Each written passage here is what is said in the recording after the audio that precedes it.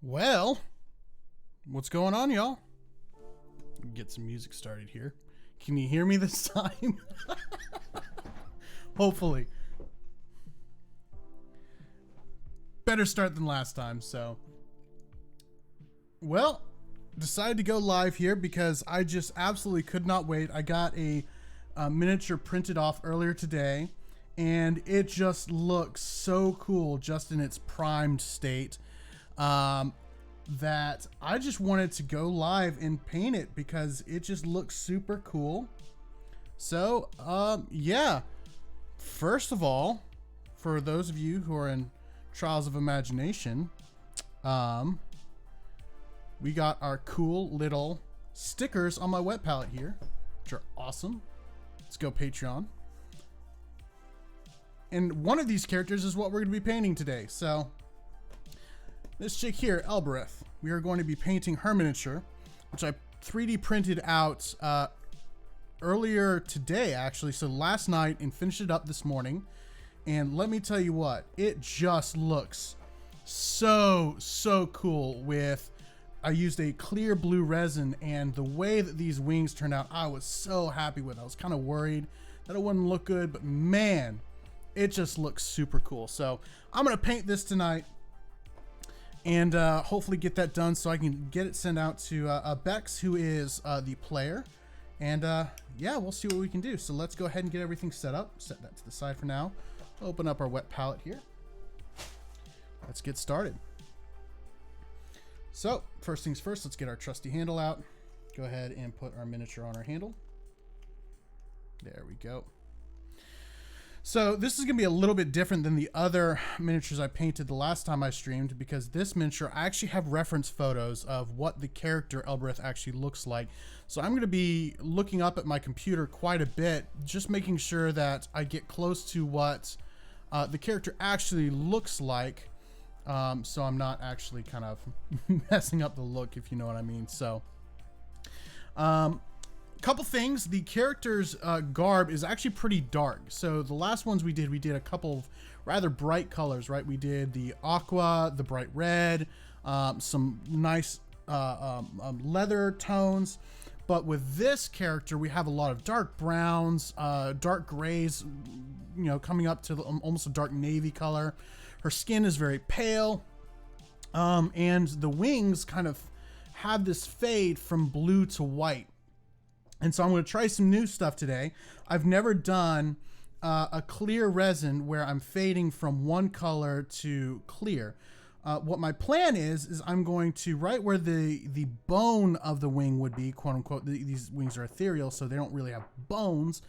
But if they did, they would run right along this outer ridge here. So what I'm planning on doing is we flip this over right next to her back, and then coming up to this bone is going to be white, and it's going to fade to clear blue, which I think is going to look super cool. Another couple things that we're going to be doing on this miniature that was a little bit different than last time is we're going to be doing a fade on the sword from almost a black to a light blue. And on the mace is going to have kind of this bright light effect on it. So I'm going to make it look like it's actually lit. And then we'll just do some normal stuff. I'm really nervous about her eyes, because eyes are one of the hardest things to do well. And so we'll go ahead and try that out and see what happens. But first and foremost, let's get some paint on our miniature. I think what I'm going to do to start with, to begin with, is all of her leathers and her cloth. And like I said, a lot of it is very dark. So what I'm going to be doing is, instead of mixing with black, I'm going to be mixing with this here. This is Vallejo gray black, or black gray. So it's a very dark gray, but it's not really black. And so we're going to be mixing a little bit of that on our wet palette here. We're going to be mixing that with one of the darker browns that I have, which is this Reaper Earth Brown. So we're going to be using a little bit of that to try to get our dark brown tones. And let's get our brush out here. We're going to be using a size 3 Monument brush. Get a little bit of water on that bad boy. And let's start mixing. So what I'm looking for here when I mix is I'm going to pull some of this gray down and I'm going to pull in some of this brown, and what I'm really looking for is somewhere in the middle here, that color that I want. So by pulling it down, I can kind of add more brown when I need to and add more gray if I need to. And then we can just kind of separate it from the two piles here. Remember, just like last time, we're going to start with our darks and end with our highlights. So I think that's going to be nice right there. All right, so let's throw some paint on this miniature, y'all. Now, also, one thing you might notice is this kind of has already these highlights and dark spots, especially if I kind of tilt it up, you can see. I use what's known as the Xenophobe Priming when I primed this earlier. And Xenophobe Priming basically is just when you prime it with a dark color like black, and then you overspray it, so like you spray down at like a 75-degree angle, a light color like a light gray, or in this case, white. And what that does is it creates natural highlights from a source, right? So you can do this from the side, from the top, from whatever angle you want your light source to be, and it gives you these natural highlights and shades like you see here. None of this is actually lighting effects, it's literally painted on. So when we start to paint and actually start to put paint on the miniature, all paint is slightly translucent, even if it's dark like this paint is. And so what we'll end up with is some parts of the miniature are going to be lighter than the others, and that's really going to help us later when we want to go in and identify where our highlights are going to be sitting.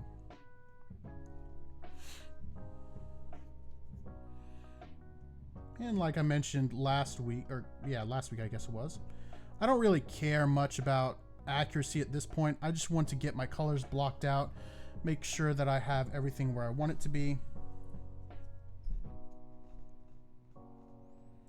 so that later when we start to really pay attention to all this kind of stuff, we're looking pretty good. I'm just going to work my way from top to bottom with this color here.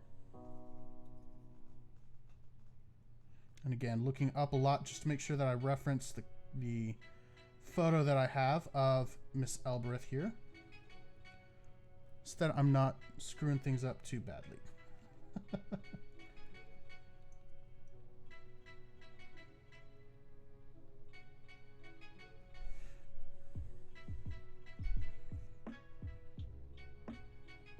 Again, at this point, base coating is probably, in my opinion, the most boring part of any miniature painting, but it's also the part that if you don't do it right, you'll end up spending a lot more time doing corrections later. So even though it's boring, I'm going to take my time, make sure that everything here is right, make sure that all my colors are blocked where I want them, making sure that my coats are nice, thin, and even, and making sure that I'm not going too ham on this. Alright, so this belt is kind of that same shade of brown, but it's kind of got a curve to it, so that the center of it is going to be that same brown, but we're going to end up edge highlighting and really bringing out the edge of this belt, kind of making it lighter than what's in there. So for now, we can just base coat it all the same color, and then we'll go back later and add our highlights.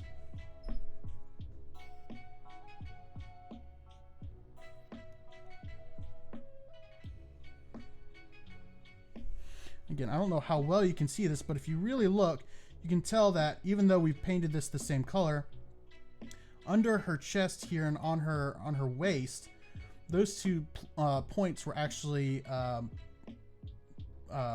of the Xenophobe highlights, right? Those parts were darker. And then up here on her shoulder, it was much lighter. So you can actually see that what effect that process is having, so that we have a much lighter color up top here and then a darker color here, which is exactly what we want to see.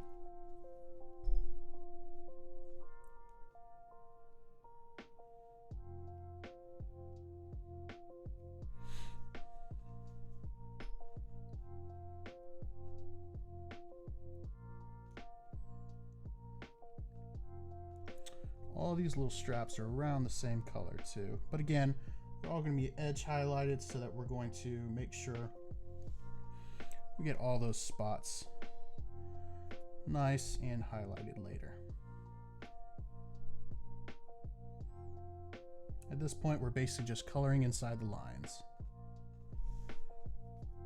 That really does describe miniature painting in a nutshell. It's basically like a coloring book, except in 3D. And the more and more you do it, the more and more you'll realize that all the different techniques you use are just different ways of coloring inside the lines.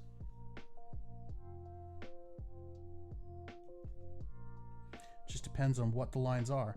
The lines in this instance, you could have hard lines like between her boot and her pants here. Or the lines could be where light would naturally shine. Or those lines could be something like a little bit softer, like if you wanted to go in and do maybe some custom pinstriping on something, or maybe like a really cool pattern. It's not necessarily printed on the miniature. Then you create your own lines.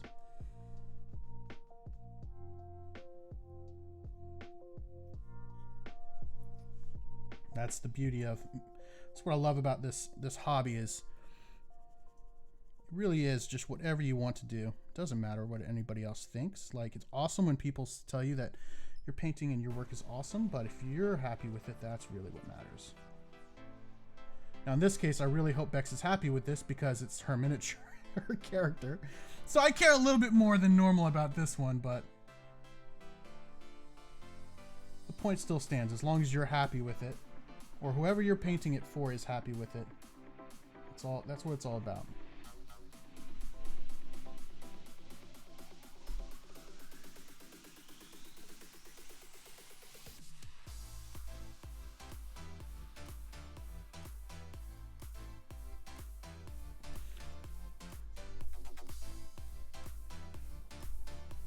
And we're just going to paint her boots here. Now the boots are going to be an interesting little thing because we definitely want to add some highlights here. But again, unlike a lot of this miniature, where one of the things that I've noticed with, this is a Hero Forge mini, that they tend to do is they tend to over exaggerate certain things so that you can tell where stuff is. So like if you look at this chest strap here, it is very, very thick, as in like it's pushes out from her body. Same with like the edges of her boots and things like that. They do that because these are really designed to be printed at a 28mm scale. Now this one's been blown up to 75mm scale because Miss Bex wanted is a more of a display piece, which is awesome. But you'll start to notice some of these exaggerated things. Her boots, however, don't really have as much exaggeration as some of the straps do, for instance, which will make it a little bit different in the highlighting process. Right, so like I was mentioning on her belt, where we're going to do some edge highlighting, that's pretty easy to do with something this chunky. But with boots, we're going to have to kind of work around that. It's not going to be an issue at all, but that's one of those oddities, like I was talking about earlier. It's painting in the lines, but you sometimes just have to create your own lines. Looking at the reference photo, I noticed that I missed kind of her shoulder spot where I have no idea what you would call those shoulder pieces, like shoulder leather armor, but is that a pauldron? I don't know. Or I missed that earlier, so I'll just come back and grab those real quick. And we're going to turn it around, make sure we get everything back here. I'll have to move to a different reference photo just so that I know what's on her back. Okay. There's a little spot here where I missed. You know what? My next upgrade for the stream is going to be a second light back here so I can see what I'm doing a little bit better. There we go.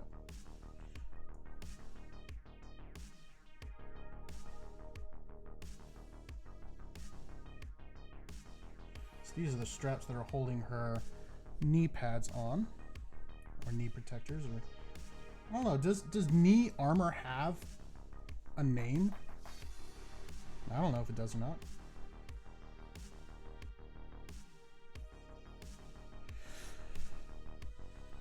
We are going to leave a few of these straps and things open.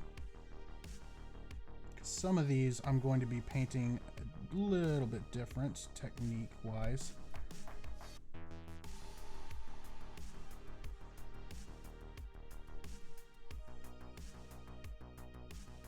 There we go. Got some more over here.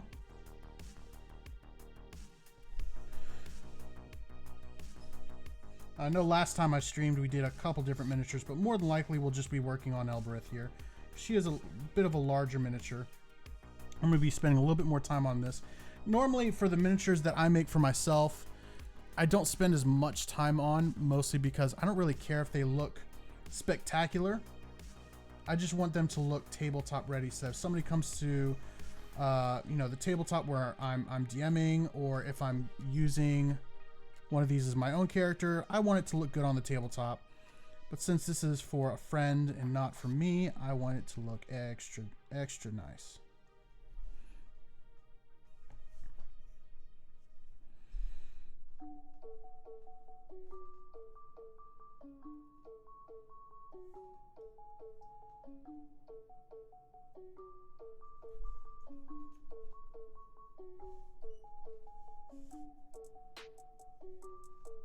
There we go. Gonna have to lean in here because I am having trouble seeing this. There we go. There it is. All right, cool. I'm gonna wash that off. Now, something interesting about this miniature, at least the reference photo, is the gray on her cloak is actually a little bit blue. So it's almost like a blue gray. So I'm gonna be taking some of that same gray black. Where is that? There it is. I'm going to be taking the same color, except I'm going to be mixing in a little bit of blue, and this blue is called Eldritch, or words hard. Rhytolic Blue. It's a very dark blue. I actually used to use this until I got a different color.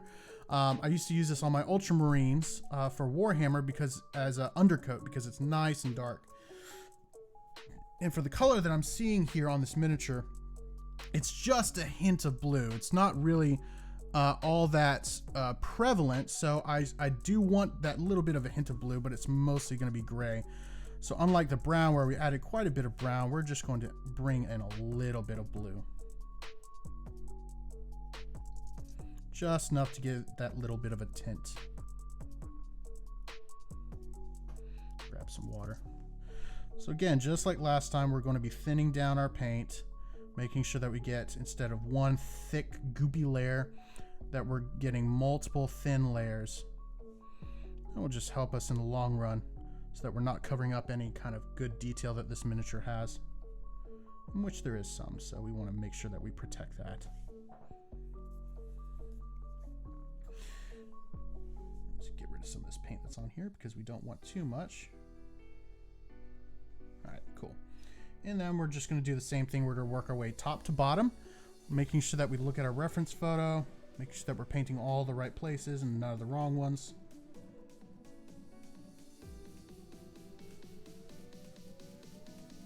In which by wrong places, I don't mean avoiding mistakes necessarily. What I mean is that we aren't, you know, like blocking out a color that's supposed to be, say, white. Now this is an oddity of Hero Forge minis that I've noticed. So for instance, this arm, oops, move it back. This arm here is actually clipping through her wings a little bit. So that's something that Hero Forge doesn't prevent in their creator tool. It can be kind of annoying sometimes, but I think in this case, because the wings are supposed to be ethereal and they're not physical wings, that it actually ends up working out and will probably look pretty sweet in the end of the day. I will also say that my normal color palette of choice is pretty dark. So I tend to use a lot of earth colors and a lot of browns. So I do like the way that this miniature is set up as far as the color choices go. Which makes it a lot easier. I know, I think I said this last time on stream. When I painted, for those of you who are watching the Trials of Imagination, and if you're not, you should because it's awesome.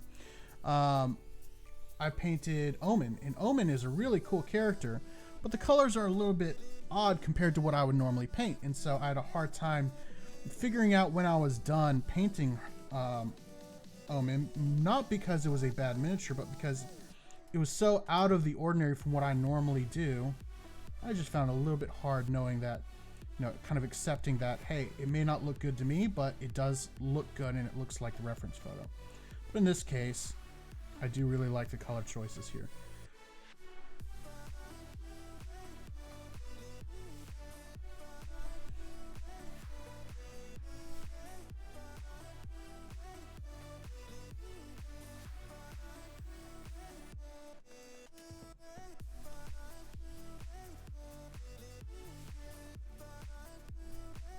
Yeah, I've got Omen in the other room.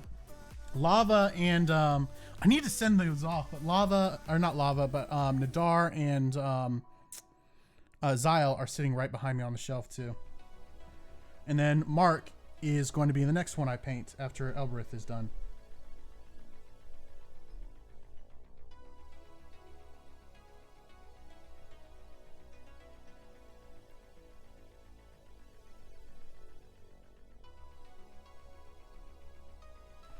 Again, we're just making sure that we're blocking off all our colors. We're making sure that every section is going to be the color that it will ultimately be.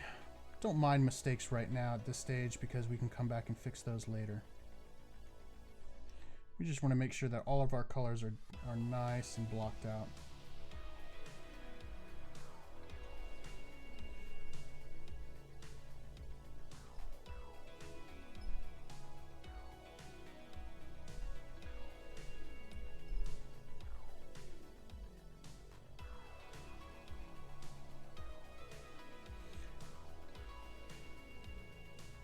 And this right here is where base coating can get a little bit tedious.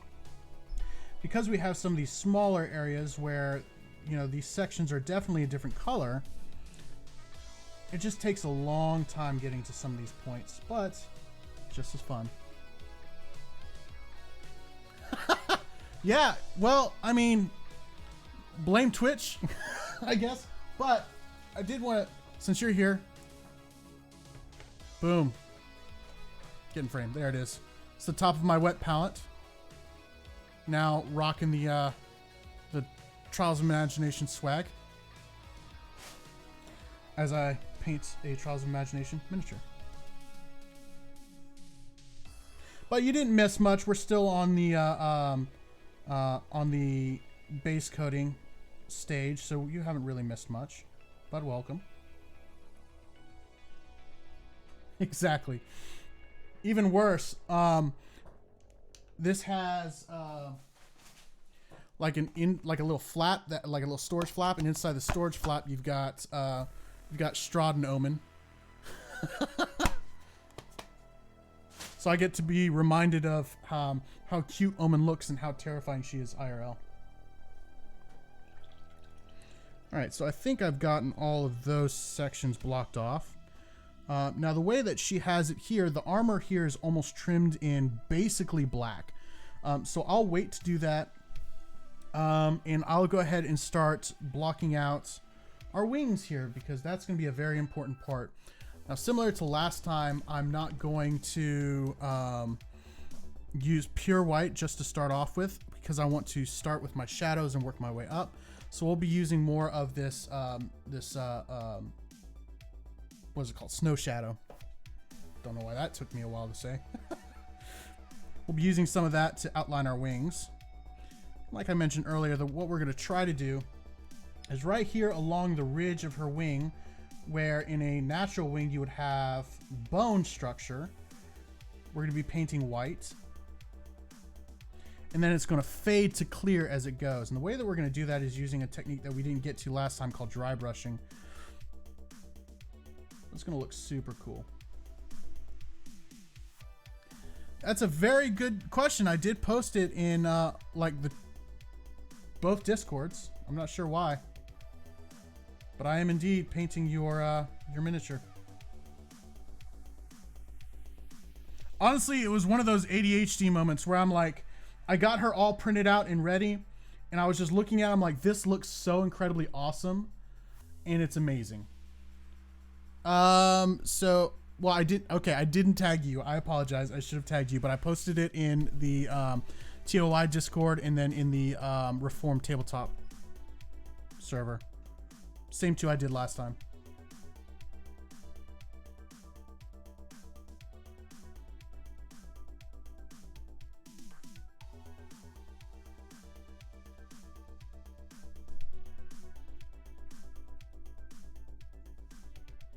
Ah. Gotcha.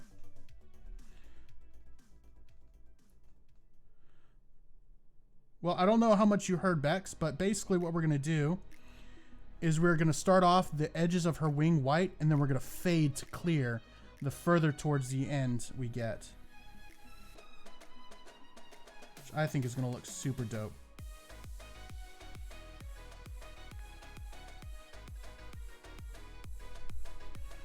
And I just realized how ridiculous it is that I said super dope.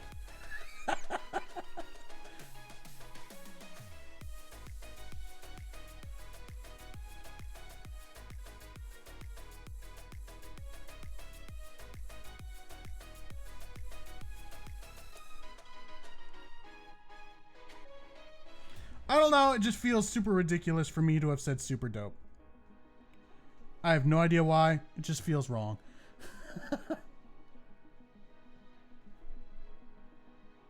Ah, gotcha. Saying super dope is super dope. Alright, well I guess I'll have to say it more. Captain Bex has spoken.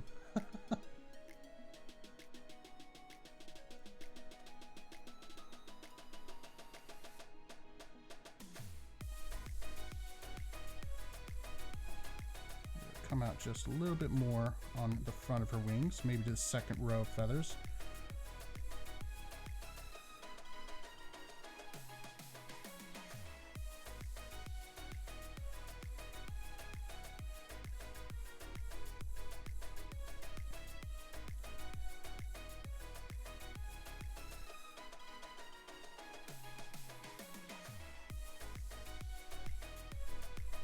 Yeah, and I'm not even close to finished either because this is, I'm not even done base layering her yet.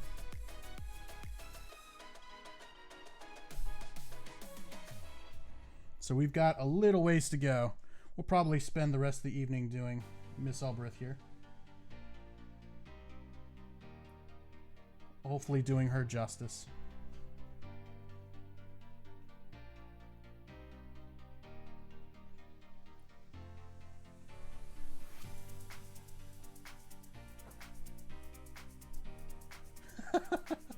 Fair enough. I was telling, I guess it was just Liam at the time, but it's basically just like coloring in the lines, right? It just depends on where those lines are. Sometimes the lines are imaginary lines like I'm putting on her wings, but sometimes they're hard lines like all of her armor and things like that. You just got to figure out where those lines are and color inside them.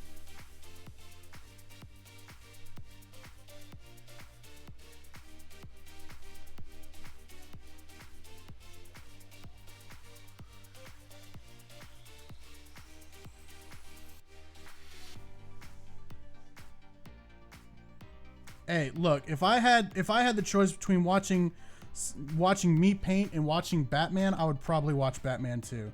So, absolutely no problems with that here.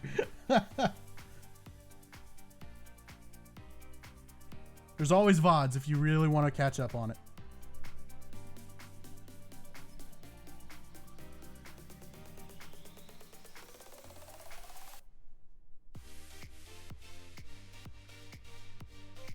And probably not in the good way, right?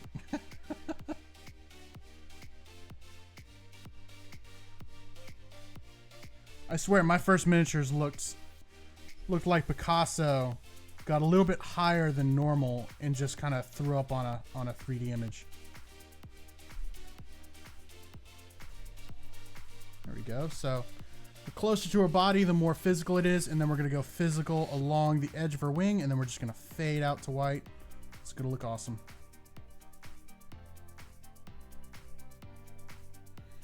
Now, one thing that I don't like about feathers, and it's not necessarily this miniature, just feathers in general, is feathers have a lot of small ridges and things like that. So you got to do one of two things. You got to thin down your paint quite a bit more than you normally would so that it naturally flows into all the crevices, or you got to force it in there with your brush. And I don't like forcing paint anywhere because that's how you destroy a very nice brush like I got here.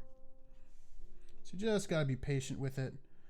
Recognize that you're going to have to do multiple layers.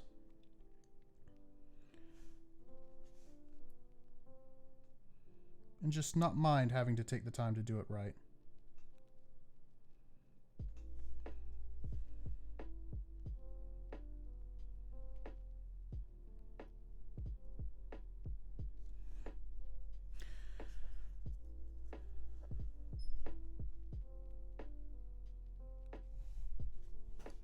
Which is ironic because anyone who knows me for any length of time knows that I am probably one of the more impatient people on the earth. Which is ironic that I have the patience for this, but like nothing else.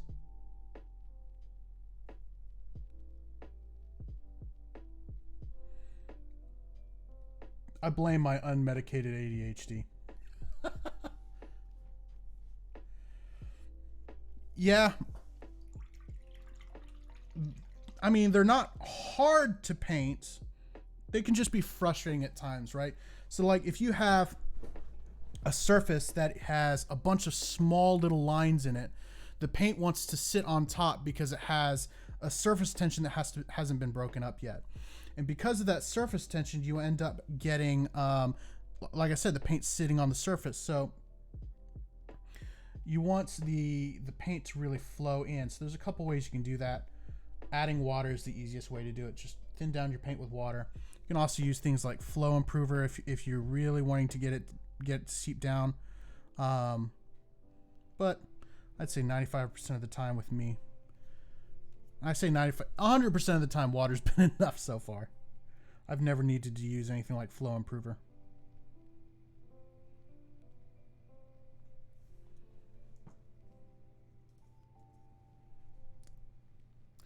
Not sure why. I think you mentioned that last time. I'd have to go and check why I was giving you that message, because I highly doubt painting is mature content. I don't know. Maybe it's a setting on my live. Whenever I go live, it just automatically does that. I don't know. I haven't streamed in a long time. Before I started yesterday. By yesterday, I actually mean, what was it? Friday? Whatever. Alright, and like I mentioned, Elbereth's armor is really trimmed in black along with this chest strap here. So we're just going to go ahead and dive in with some of that black paint.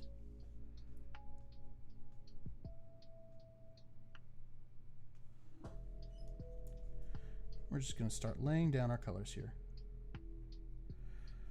Now, white and blacks are often the hardest colors to paint, and not because of necessarily like the consistency of the paint or anything like that, but whites and blacks tend to be very hard to highlight, right? So how do you shade black? Black's as dark as you can get, right?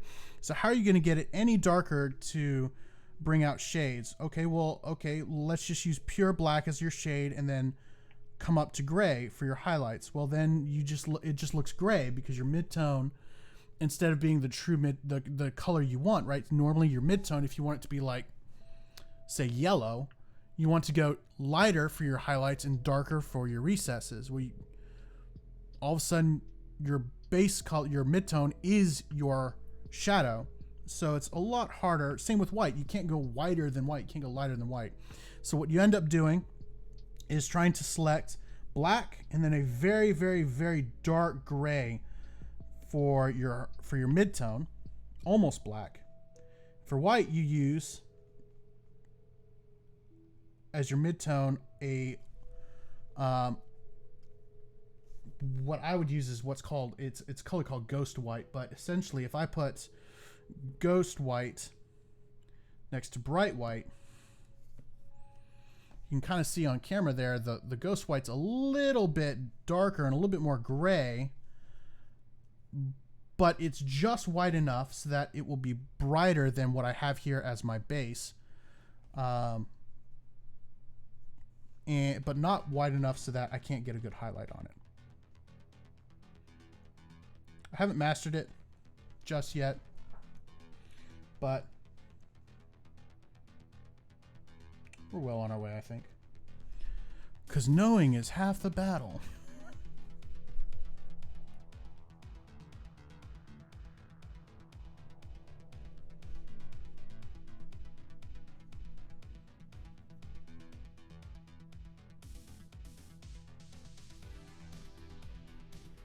Yeah, I mean, it doesn't look too weird. If you want me to choose a different color, I can.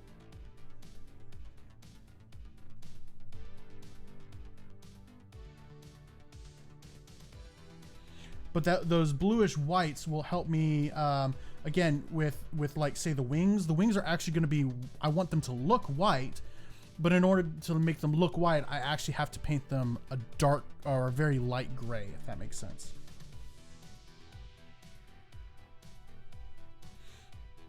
What else is black here? Oh, the shaft of our mace here is black.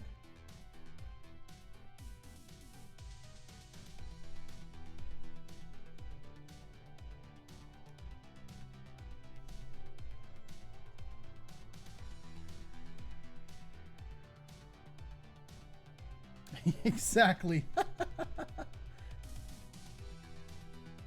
Gotcha. Yeah, and the issue with Hero Forge too, a lot of their colors, I think, are set the way they are set because, from what I understand of their process of getting their the actual printed mini. So, like, if you were to get a printed miniature from Hero Forge, a lot of the colors tend to be very washed out because the process they use is they're essentially dyeing the filament as it's printing versus actually painting them. And that process washes some of that color out. So what you end up getting is a color that's typically less vibrant than what you see on the actual tool that they use. And so to combat that, they use different colors that look better washed out, right? Versus what you actually end up getting on something that's like hand painted.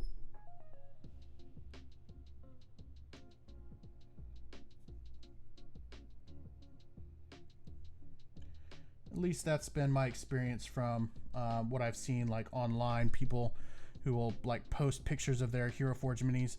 They look fine. They definitely don't look hand painted, right? They don't look like they do when you're designing them a lot of the times.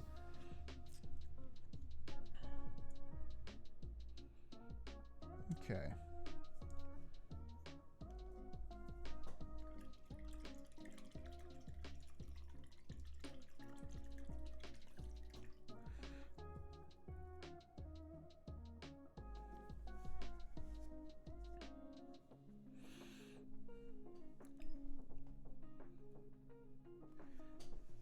Yeah. I mean, it doesn't necessarily look bad. It's definitely not the same, right?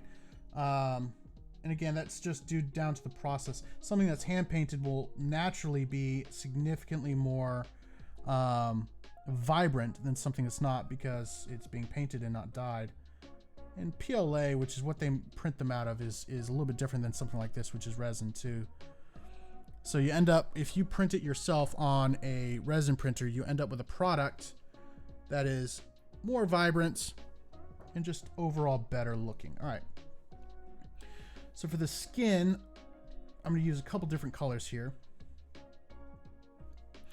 I'm going to use as my shadow, I'm going to use light sea gray.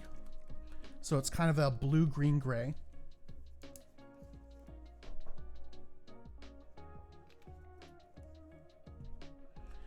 That's just going to give us our base coat to start with, and we can go from there depending on whether or not we like it. This is going to be the same kind of skin tone that I used for Omen, ironically.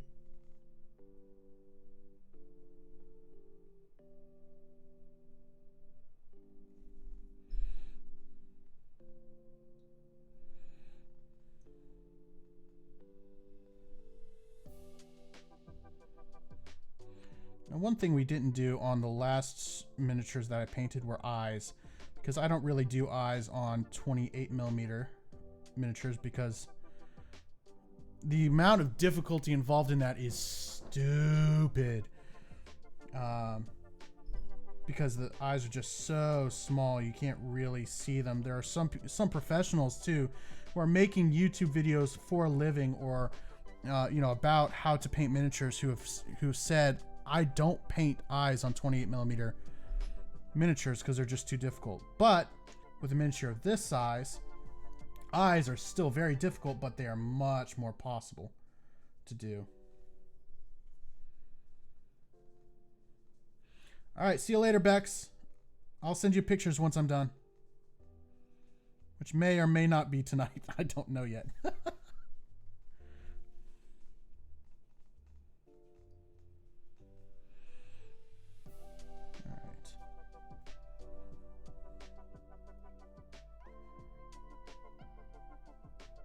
Let me know if Batman sparkles, by the way.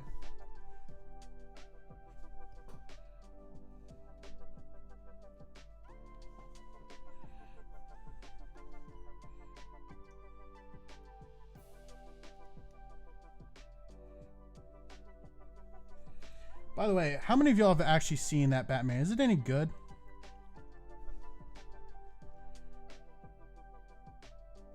Because I'm kind of anxious about it because for me, DC has never really made a really good movie. They've made some okay movies, but they've never really made a good movie, right? Like, I wasn't impressed with any of the new, like, Superman or Batman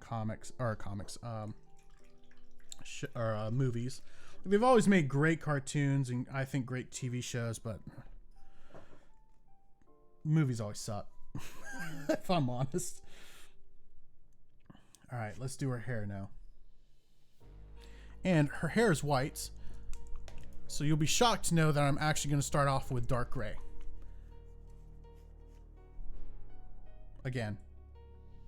So why... Oh, that is actually blue. I picked up the wrong color. Oh well. This is black gray. All right, that's what we want. Yes, Calico, but instead of this time we are doing Elbereth.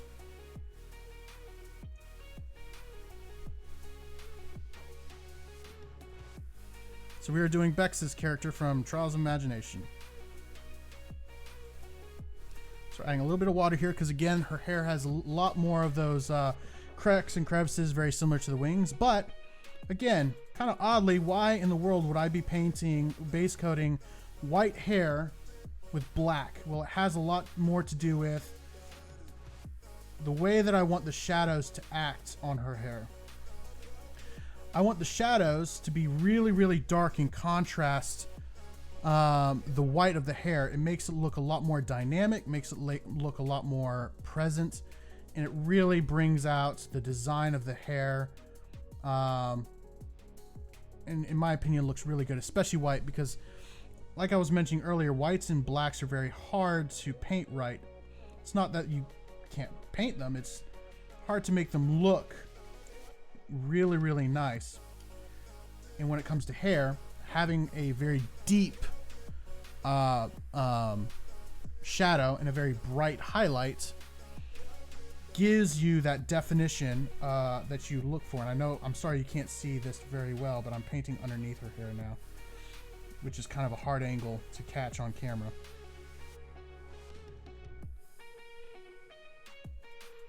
But it makes it look, gives it a lot more depth and feel to it versus being kind of flat, which is what you get with stuff like that.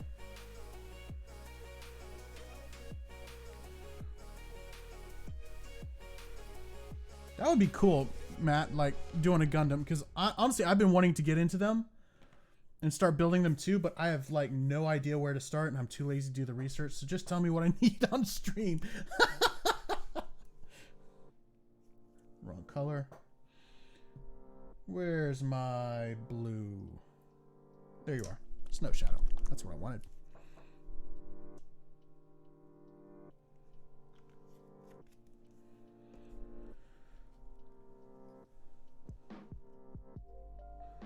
Let's just hope that doesn't become another hyperfixation. Matt, you're enabling me to spend money.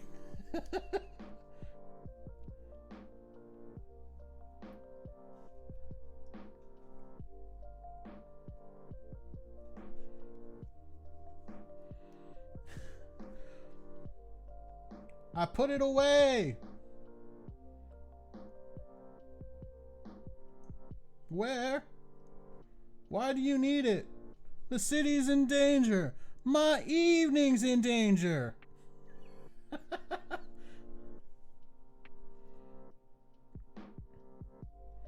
It's true.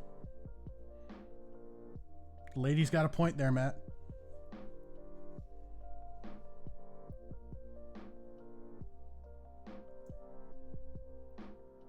But also, to be fair, he streams more than D&D. Just mostly D&D.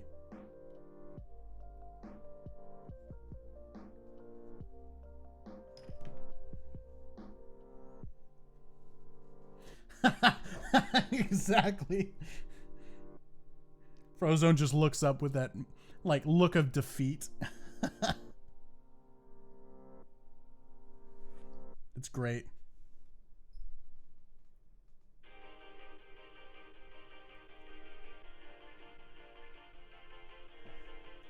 Might help if this was in frame. I need to put that little box that you were talking about the other day, so I know where to. I can use my freaking wet palette. I don't know why I'm not doing that. Innovation, it's what we need.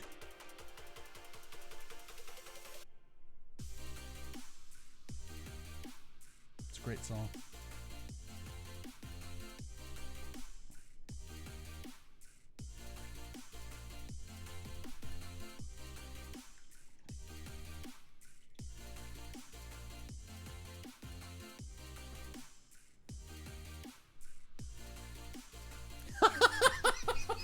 No, Liam. She is not.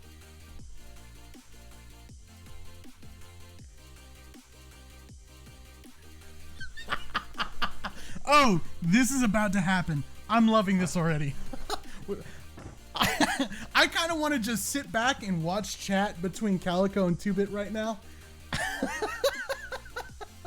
Because I feel like it's about to get really, really good. Exactly.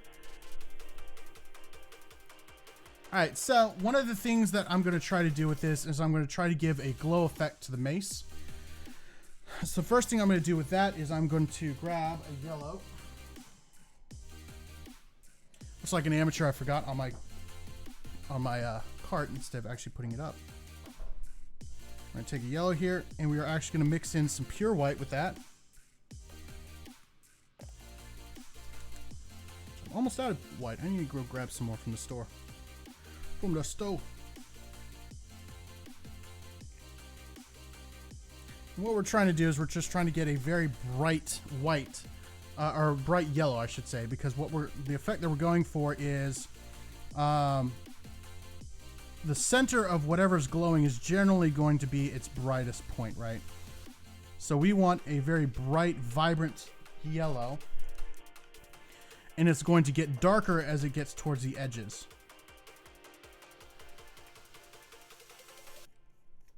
So we're going to want this very, very bright, almost white yellow. We're just going to work our way up from there.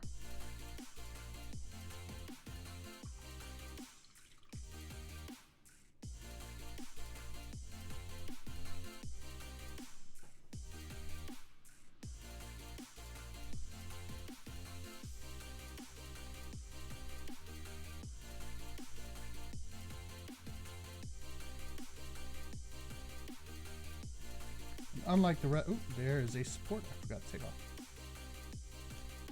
There we go, gotcha. So unlike the rest of this, one of the interesting things about doing glow and fire and things like that is it is the exact opposite of what you would normally do when painting a miniature. Normally when you're painting and you want something to look, give something depth and feel, is you go from dark to light, right? So you go from your shadow, all the way to your mid-tone, and then from your mid-tone you want to highlight up to whatever you think that color would look like when it's in light. With fire, however, fire doesn't act like that or work like that. Fire is the exact opposite. Fire is at its most bright at its center, and it gets darker in color as it goes out, right? So if you think about it, if you look at a campfire, for instance, the center of the flame is going to be very yellow, whereas the very top of the flame is going to be orange, going into oh my gosh. What is happening in chat right now? It's amazing. But you start from light to dark so that you get brighter. So yeah, center of a fire is usually yellow. And then as you go out of the fire, you get more towards an orange, almost a red sometimes. Even in a blue flame, you go from clear or bright blue to almost dark blue, right? So same effect that we want here with our miniature. We want our bright spots to look, our center of our glows to look very bright, and it wants to get darker towards the edge. Now her sword here fades from black to gray. So we're going to use some of this same snow shadow that we were using with her wings. And we're going to use later on, once we actually get to that point, a technique called wet blending, along with a little bit of glazing. As you can see, I have not yet started on the base either, because the base is going to be a whole nother can of worms, because this base is super complex. We got skulls, we've got lava, we've got rocks. It's all kind of awesome, but that's going to have to be, I almost feel like that's going to be a stream in and of itself, because it's going to take forever, because there's so much detail in this miniature, and it's really, really cool. Which is odd, because normally when you look at like Hero Forge miniatures, there's not a ton of detail on them unless you really, really pay attention to what you're doing and you design it well, which Elbereth was definitely designed well. Honestly, all of the Trials of Imagination miniatures that I've seen so far have been very well designed as far as the actual posing and things like that.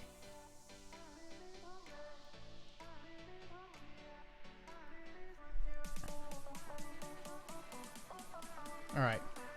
So I think what I'm going to do next, just because I'm really excited about this part. Actually, before I do that, let's go ahead and finish up her face.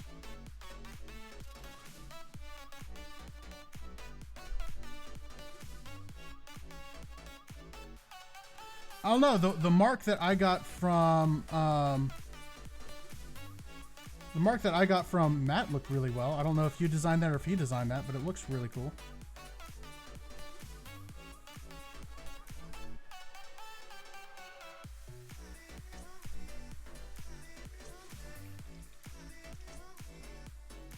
All right.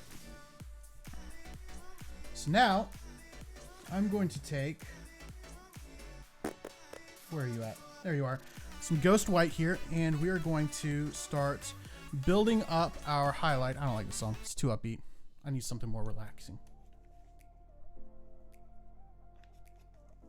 Actually, we're going to switch to our dry palette here as well. So we're going to put a little bit of this Ghost White here. Remember, it's a little bit darker than white, but not much. And we are going to take what is essentially what's known as a dry brush, but is essentially just a makeup brush.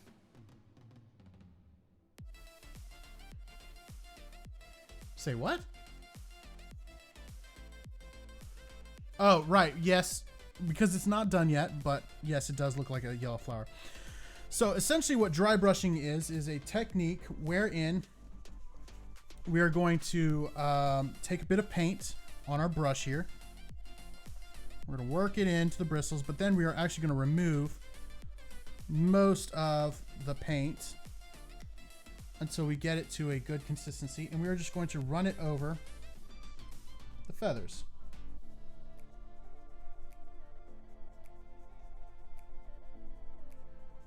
What that's doing is it's highlighting all of the raised areas, but leaving those recesses clear.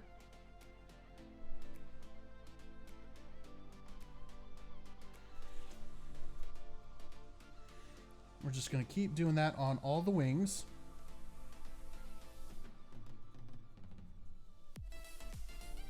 So we get everything, the color and texture we want. Now, because we're trying to make these look ethereal, we're going to do a little bit of a heavier dry brush towards the top of the wing, and we're just going to relax that a bit the more towards the tips of the wings we get.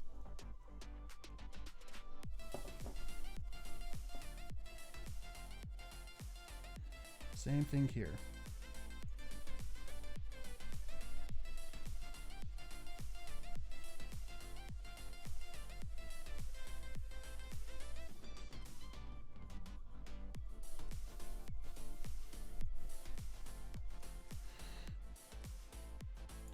Where did I put that paint? There you are.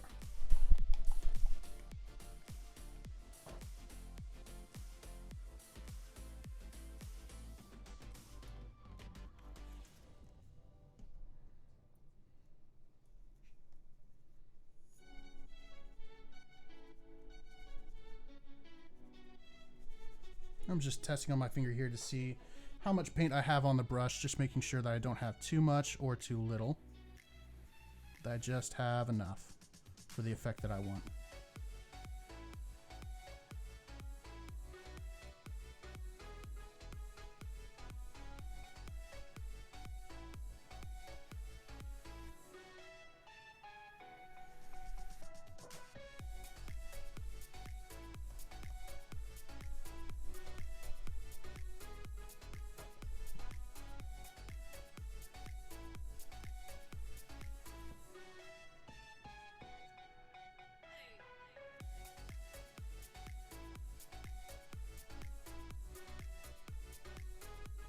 And again, we're going to go darker and more opaque the further towards this ridge that we go. We still want it to shine, or to be a little bit translucent, but not quite.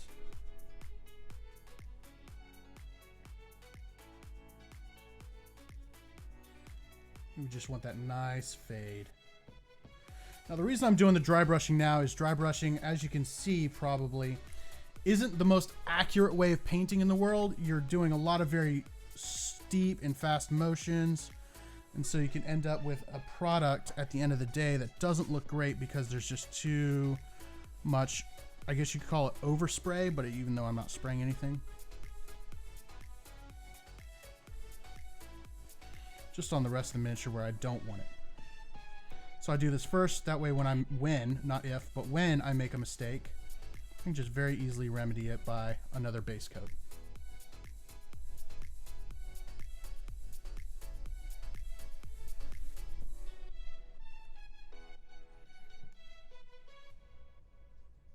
Okay, we'll do a little bit more.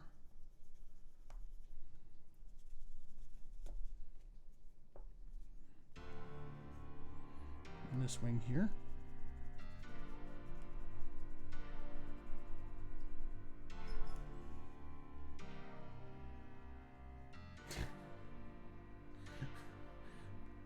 Oh, it's like a Rorschach painting. Yeah, I know that one does kind of look like a turtle with a really long neck, and the way the eye is the eyeball.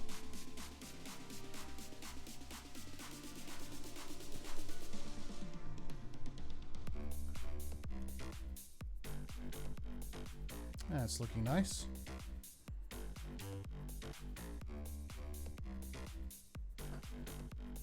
Sorry, it's going out of frame. I really want to make sure I get this right. And it looks like we need a little bit more on the edge here of her wing. On both of them.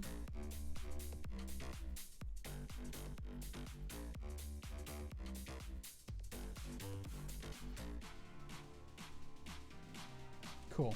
Now, I'm going to do the exact same thing, but I'm going to do it with pure white. I'm going to make it a little bit less thick. So on a lot of this, what I did is I left a little bit more paint than I would normally because I wanted a better coverage overall. So with this one, I am going to use a larger brush just so I can get more surface area because I'm going to be doing the entire wing versus a targeted area.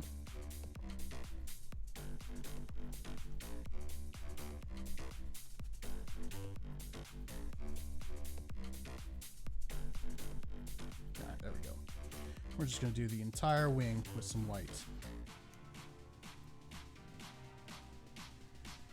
Leaving out just the tips of the wing.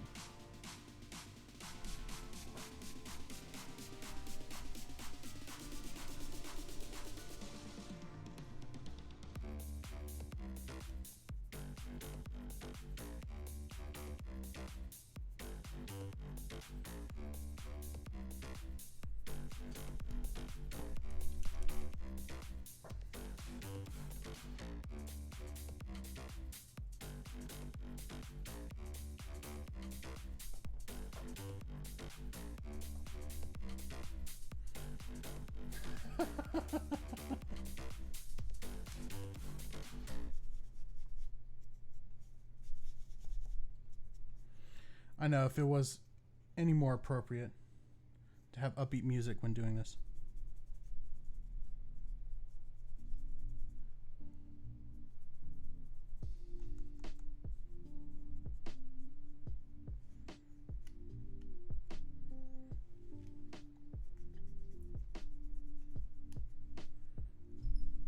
And we're back to the relaxing music.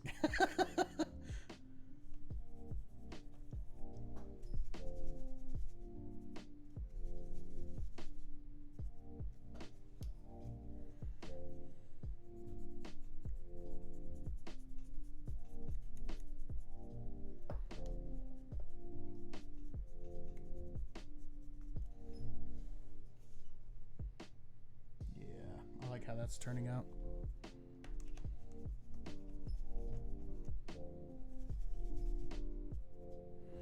Dry brushing is great, but it can waste a lot of paint because you're wiping so much of it off.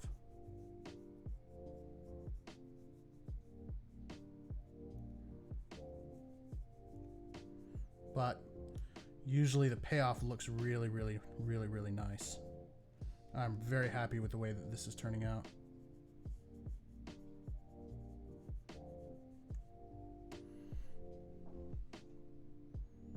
Yeah.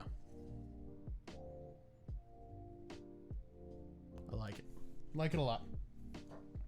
All right, now, really quick, gonna rinse off my dry brushes, and rinsing off dry brushes is an absolute pain because there's so many more bristles and they're so much bigger, but I really don't want them to dry with paint on them because then it's just a pain to clean off. Trust me, I've done that before. It's the worst.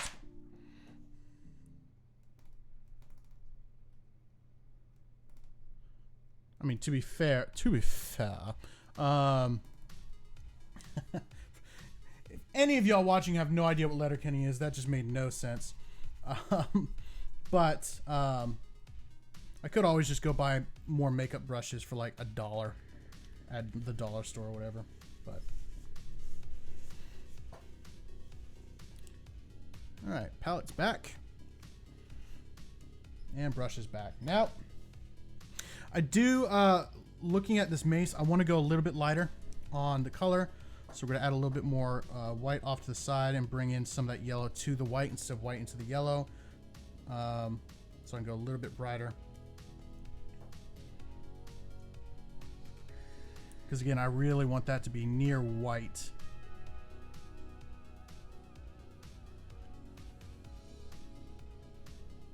Yep, exactly, Calico.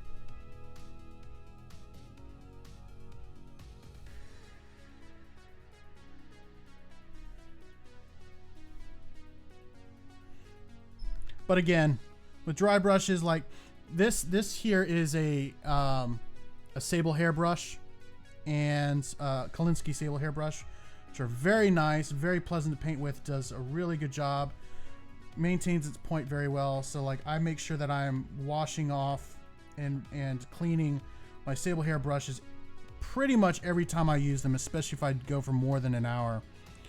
My dry brushes, however, they're super cheap. Again, I can just pick up a really cheap pack of makeup brushes from Walmart or something like that to replace them. I'm not as worried about those, but I don't like going to Walmart. So it's really the only reason I do clean them is because I'm super lazy and don't like going to the store. All right, so we're going to go ahead and start in on our second coat on all of our leather and cloth bits. The reason why we're just now doing our second coat is because we just did all that nice dry brushing, which if you'll notice, like right here on her arm, is no longer brown. So we're going to want to cover that and correct that mistake.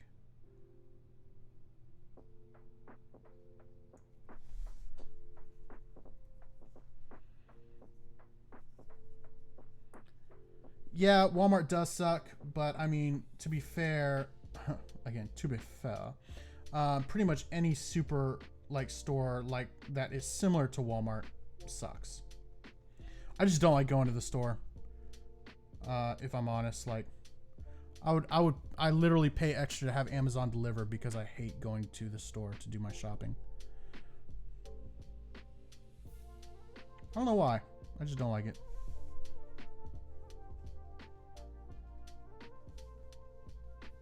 Yeah, same. Same. It's like, why deal with other people when you can, you know, not.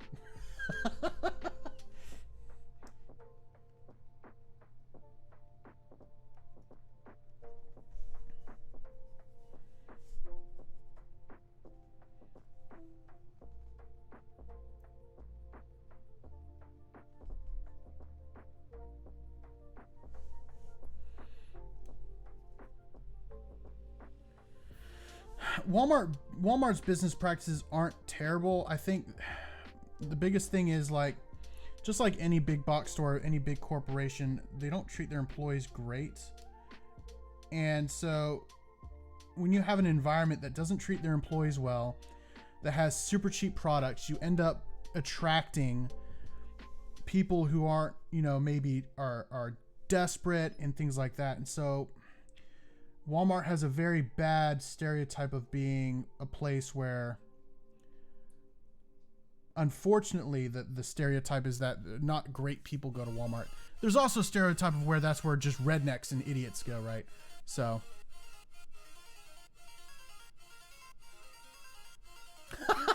dang it, Liam, why are you muting me?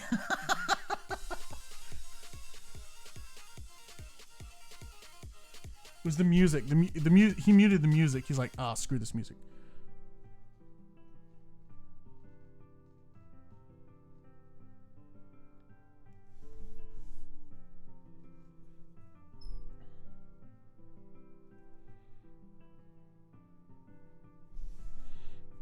But yeah, Walmart isn't inherently bad. It's just it tends to attract people who aren't the best employees, which then attract people who aren't the best customers. And so you end up with just kind of this place that it's can be fun to go to if you want to people watch, because some interesting people go to Walmart for sure. But at least that's my experience of Walmart. Other people can have a different experience, or maybe I'm overgeneralizing because of the Walmarts I've been to and experiences I've had, but that's just what I've seen.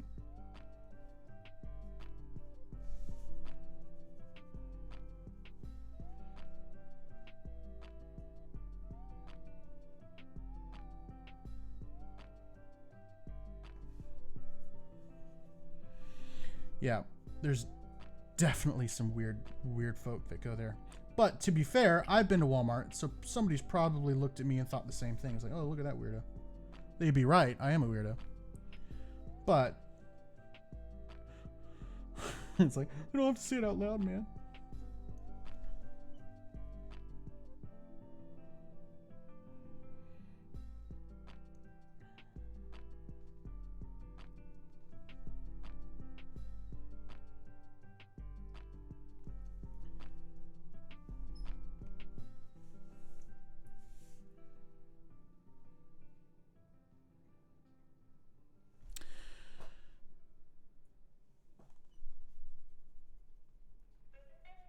Yeah, and the key there, I think, Calico, is as long as we let them by giving them our business, they're going to. And I think you end up with a catch-22 of people who can't afford to go to places that do pay their, or perceive that they can't afford to go to places where they do pay their employees fairly. And they continue to go to Walmart, continue to give them their business, who then continues to pay their employees terribly. Or do what a lot of Walmarts are doing, and they do start paying their employees good wages, but then they start cutting employees and start adding self-checkout, more and more self-checkout lines. There is a Walmart right up the road from where I am, where every single aisle except for 5 of them are self-checkouts. So you end up with situations like that where they do pay their employees a good wage and they brag about it, but the problem is they just don't have many employees, because essentially they're converting employees for robots.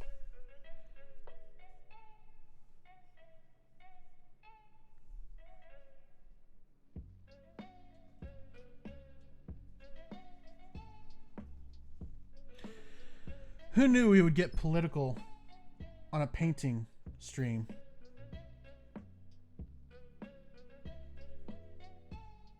I don't mind, but ironic.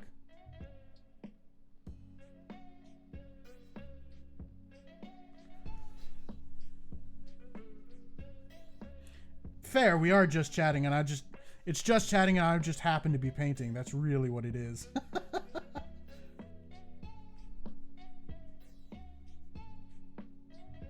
Again, I don't mind. I just think it's funny.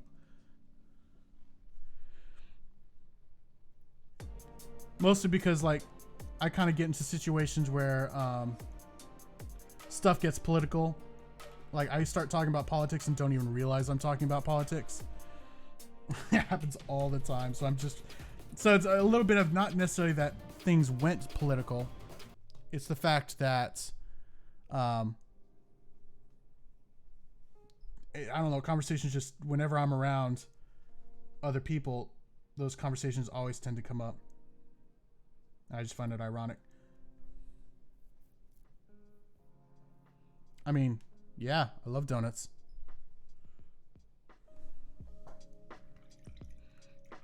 Donuts are great. I love donuts a little bit too much. I'm a big dude.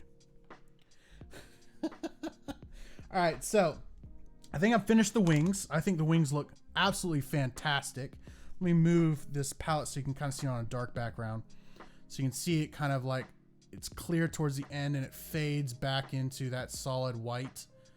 Ah, that turned out great. Exactly how I wanted it to. Which is ironic because things rarely turn out the way I want them to. Hashtag laughing because if I don't, it hurts too much. All right. So do another coat of this blue on this sword here.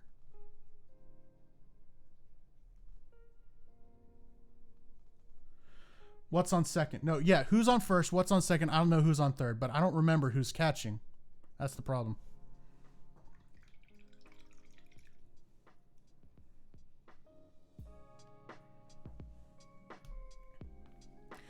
All right, so I'm going to do the eyes real quick, at least just the start of the eyes, and I'm going to do something that may not look exactly right, but I'll explain what I'm doing as I go. So you notice I didn't put in white or anything like that. I'm actually putting in red. And the reason I'm putting in red is we're actually going to base coat all of our eyes in red. Switch to a smaller brush here. Actually, you know what? I forgot to grab something real quick that I'm going to need for the eyes. I'll be right back. You guys, I don't know, freaking watch Elbereth paint dry. I'll be right back.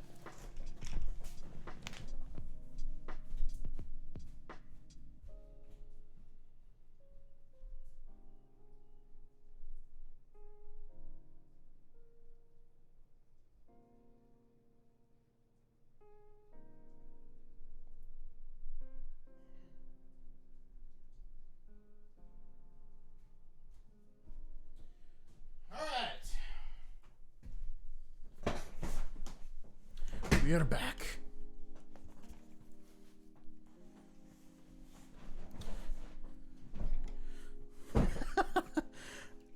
Dotting eyes is very difficult. I actually don't paint the pupils on eyes, but so I'm going to use something that's going to make me look super silly, and I don't care. Blue. So I actually use this little magnifier because eye small, my eye's not good. Not good. So what I'm going to do is I'm actually going to base coat the eyes in red. And the reason why I'm doing this is if you look at your eyes or a picture of your eyes in normal everyday sunlight, your eyes aren't actually white. No part of your eye is truly white. The corners of your eyes are red. The tops of your eyes, because of the shadow of your eyelids, are going to be gray. And the bottom of your eyes, like as far as the actual white part, is actually a very light gray. If you go like take a picture of your eye, go into Photoshop and use the color select and select any part of your eye, it's never going to be actually white. And so in order to get those corners red, instead of being just absolutely idiotic and painting the corner, like just the corners in red. I'm going to base coat the whole eye in red, and then I'm going to come back and I'm going to fill in white or light gray and let those corners stay red. So instead of painting the corners red, we're going to be painting the middle white, if that makes sense. There's a little bit of a distinction there. Oh, it's got a light on it too. So fancy, fancy, fancy. So this is going to be really hard to show on the actual camera. I'm just going to take a little bit of red here. Just paint her eyes red.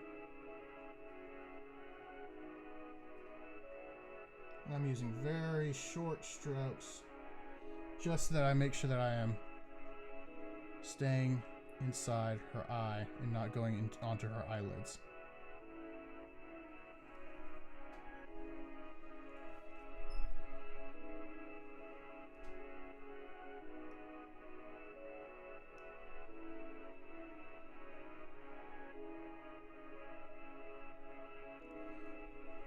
Different angle here. I'm sorry, I know this probably doesn't look great on stream, but I don't really know any way to do this than this. Alright, cool. Alright, so her eyes are now red.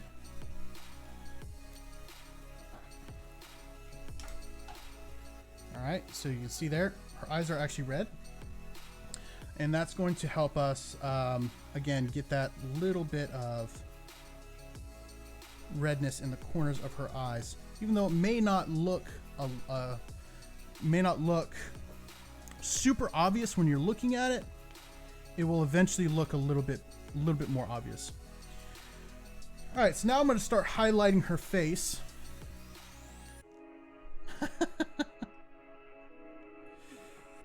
So I'm going to leave the recesses this same blue-green that I painted before. I definitely thought this was a smaller brush, but okay.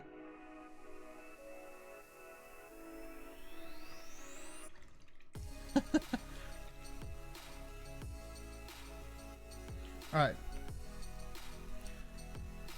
You know what? Before I do that, I'm going to go ahead and I'm going to finish her hair. Actually, that's still drying, so I can do that later. All right, cool. Ah! Dropping brushes everywhere. All right, so I'm going to take my brush here. I'm going to start highlighting her skin. So I'm going to use this pale blue-gray. No, it would not, but I think what she's saying is that she doesn't want me to make it look good on the stream and mess it up versus not messing it up and it looking poor on stream, I think is what she's saying. Correct me if I'm wrong, Calico. So I'm going to use some of this blue-gray. And I'm going to mix it in with some of this, the skin tone that we had earlier to kind of get a combination of the two. I'm just going to start highlighting up her skin tone. Now, one of the things we talked about the last time I streamed is how skin is really interesting with the way that there are never islands, with the way that light works. So first of all, we're going to contour all of the high spots. It's like on the top of her forehead, on the bridge of her nose, on the tops of her cheekbones.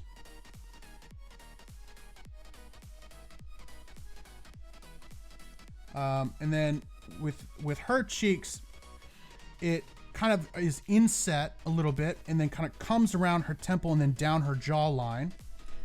So it's almost makes like a C around her cheek. And so that's the part that we're going to highlight.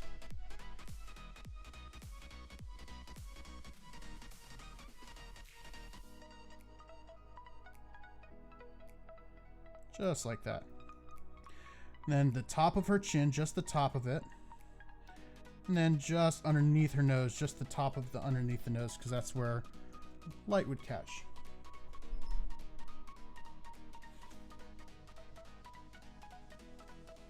And we're going to do the same thing on the other side.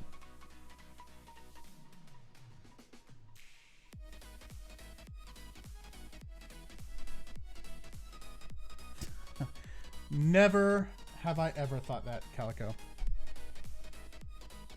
Although I have thought about getting my sister to teach me how she does her makeup so that I could learn better contouring, blush, and things like that. So I actually have thought about doing that. It sounds silly, but when you're painting skin tones and faces and things like that, it's really important to know how light interacts with your skin and to really understand how to make a face look like a face, if that makes sense, versus making it flat and boring.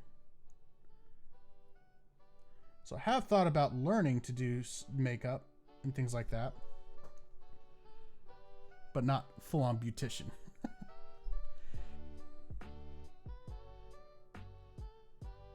So again, we're going to do the same thing with her neck. All of the parts that light would highlight, we're going to go ahead and throw some lighter paint on.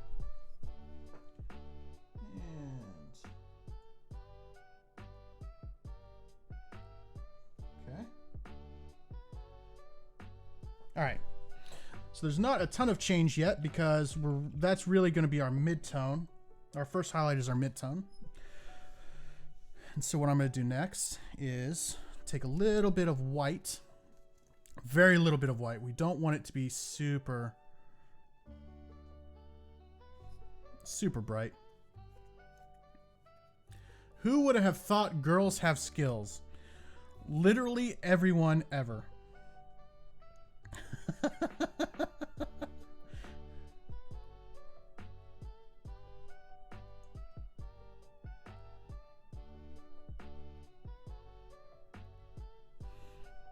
Some of that water off the ferrule there. And we are just going to go in with our absolute lightest highlight, which is that same color with a little bit of white mixed in. And we're just going to hit the very tops and peaks of everything.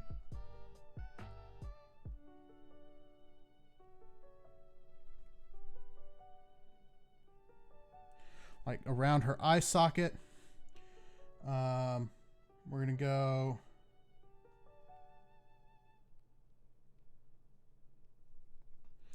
on the very tip of her chin,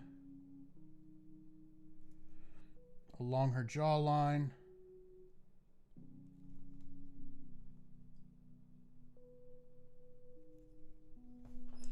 just gonna look over here.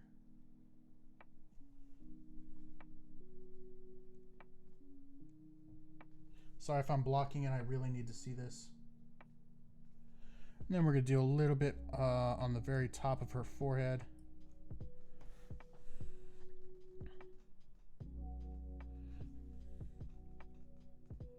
A little bit in that C, on the back of the C we were talking about, next to her ear, and then down her neck.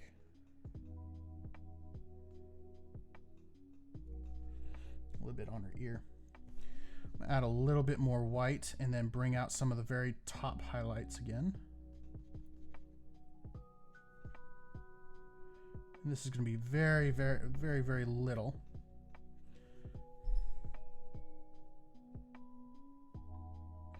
Right on the top of her forehead, almost like a light spot. So if she was fighting and she was sweating a little bit, have a little bit of a glisten on the top of her forehead, right on the tip of her nose, top of her chin, and at the top of her cheekbones.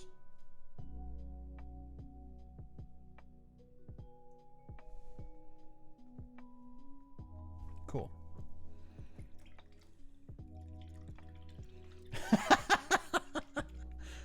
Liam's new pickup line is, "Wait, girl, you have skills?"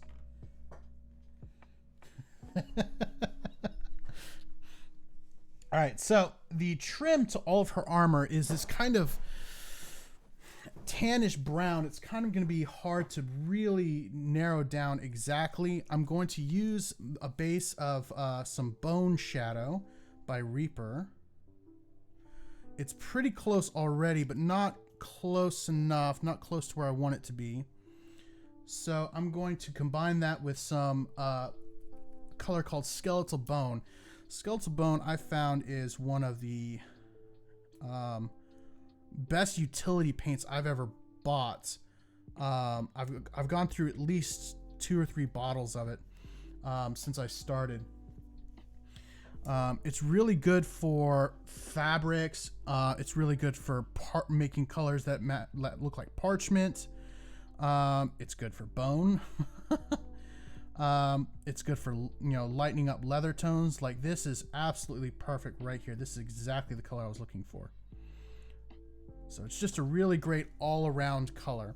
So now what we're gonna do is we're just gonna go in and we're going to start trimming up our leather here.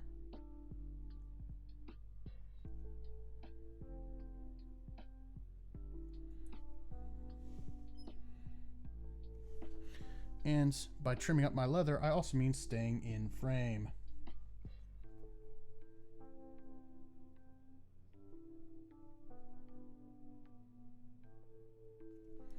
Just like that. Now, one thing you're going to notice is right now this looks very flat. We're also not necessarily staying where we want to as far as our lines go. That's okay. We'll correct that later. As far as the lines as far as the dynamics go, that will come with the highlighting phase. We're still technically base coating here because not everything has been done yet.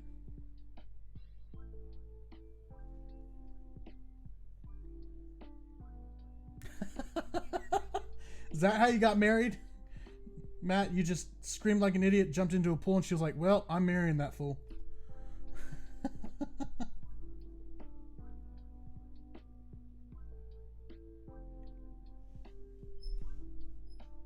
Nice. Except the problem is you have to be able to do a backflip for that technique. I'm pretty sure what would happen with me is I would scream like an idiot and then immediately belly flop. All right, so what I just did is I took a little bit of my paint. It was a little bit thinner than what I want for what I'm doing now. So I dragged it along my little paper towel here just to wick away some of the water. And now what I'm doing is I'm edge highlighting some of these leather bits like this belt to give it a little bit more depth and feel to it. Yes, definitely wasn't because of the fact that you're a Christian. It definitely was not the fact that you were handsome. Definitely was not the fact that you were genuinely a nice person and fun to hang around. It was none of that. It was definitely just because you belly flopped into a pool like an idiot.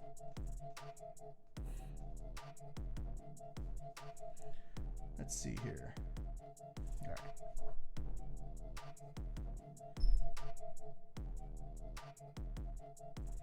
Oh, some of these angles are going to be weird to get to, but we can go ahead and do the back part of her belt.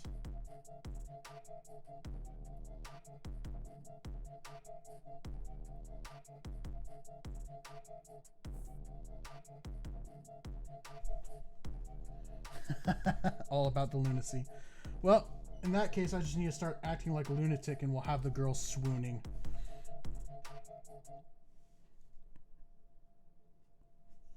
Calico's probably over there rolling her eyes so hard she's about to give herself a stroke.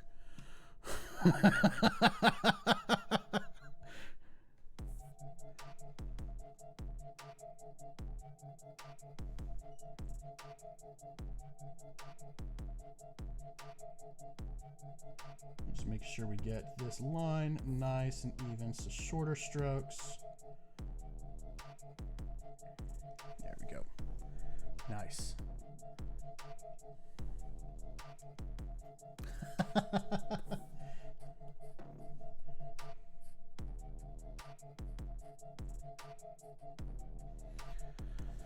The key, Liam, is all in the smolder. No one can resist the smolder. Now I just need to figure out what the smolder is and how to do it.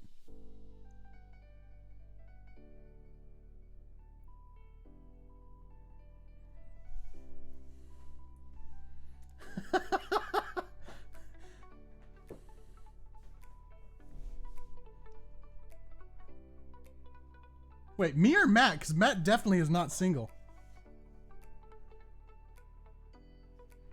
Oh, you're talking about the swoon part. Yeah.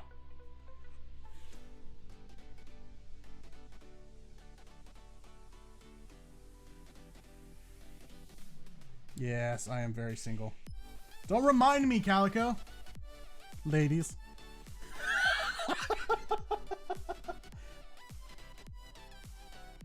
Although looking at my analytics, I'm pretty sure Calico is the only female besides Bex that has been on my stream.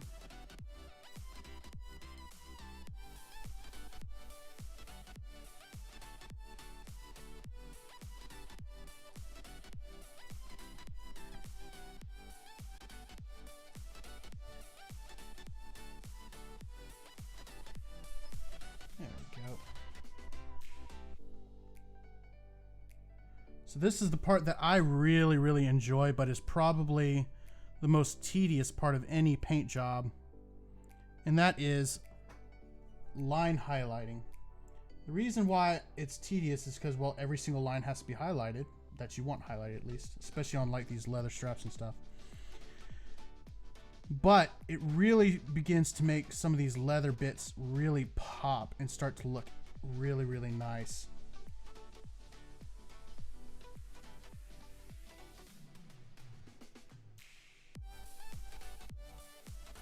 At least if I don't mess it up like I just did. But every mistake can be repaired.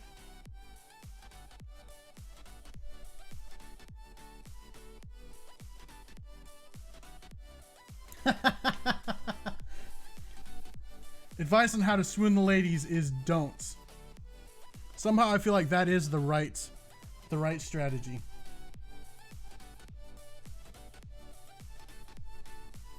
How to get ladies: trust God and be yourself.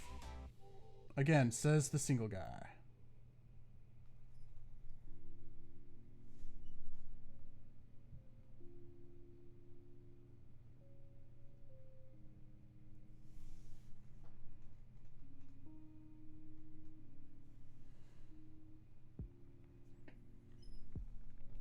So I'm not sure if I explained why I'm draining away or wicking away some of the moisture from my paint. The biggest reason why is when your paint is super wet, it tends to run into the corners and crevices or off of flat surfaces versus staying on flat surfaces, because paint would rather stick to itself than the thing you're painting oftentimes. So what you do is you wick away a lot of that moisture, and all of a sudden you get more stickiness to the paint. So when you're doing very, very small lines, the paint will stay where you want it to versus going where it wants to. You must master the paint.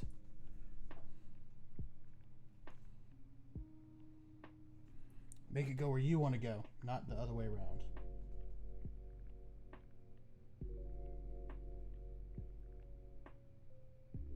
Except right there where I totally messed that up.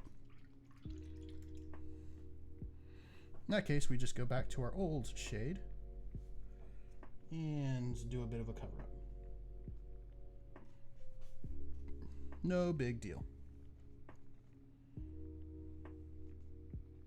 This is one of those hobbies that's not great for a perfectionist. If you're a perfectionist and like things to be perfect the first time, probably not going to be for you. Because things are not going to be perfect the first time by a long shot. But you probably, if you're a perfectionist, you probably wouldn't be watching my stream because it is not perfect.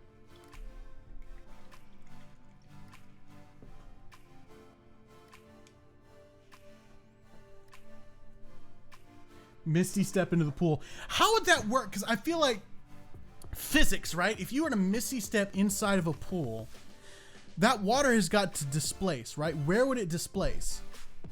Right? So you would try to misty step, you would just appear in a pool, but there's a lot of pressure in that water. How would that actually work? The scientists need to get on that, because I want to know the answer to that question. Oh, above the pool. Okay, yeah, that would make sense. I was about to say, misty stepping into a pool would cause a whole lot of problems. Again, it might help if I pay attention and do this in frame.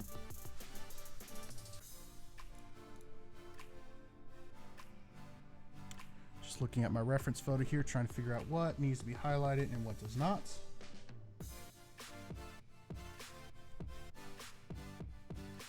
Because while some of this is left up to me as the one painting it, I still want to come pretty close to the reference photo for a couple different reasons. Number one, if Bex trusted me enough to paint her miniature, I want to give her a product that comes close to her original vision of what Elbereth looks like, right? This is her character. Her character has hopes and dreams of her own, and I want to make sure that I honor what she has as her character in the way that I paint it. But also, it's a way to stretch myself as a painter, because there are certain things on this miniature that I wouldn't actually do if I were painting it for myself. So you get to a situation where you have to try and master new techniques that you wouldn't normally use because you're painting something different. I ended up doing that with a couple different miniatures. With Zyles, he has kind of a peppered white hair, and so trying to figure out how to get that idea across, but also Nadar's cloak has like these diamond patterns on it. Figuring out how to highlight that and make sure that all of those diamonds look fresh, even though there was some problems with the print that I printed out, to where some of those diamonds were washed out and not as nice as they could have been. And so I had to learn how to highlight those and paint those in a way that made it look like they're still there. And I think it turned out really nicely. But again, trying to figure all this stuff out when I wouldn't normally need to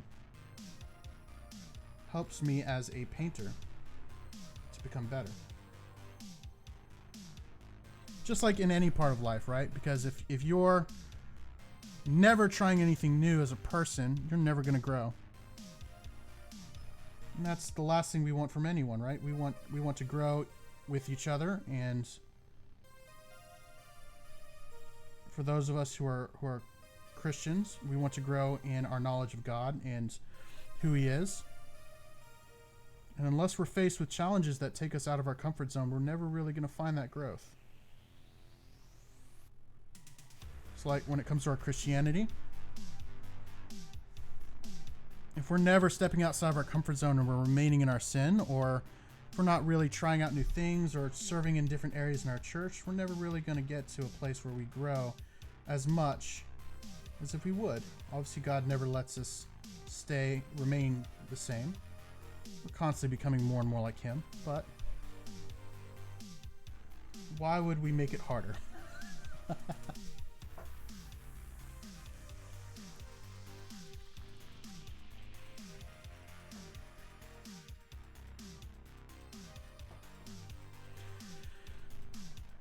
Two-Bit, why you gotta bring Lord of the Rings into this? Stop.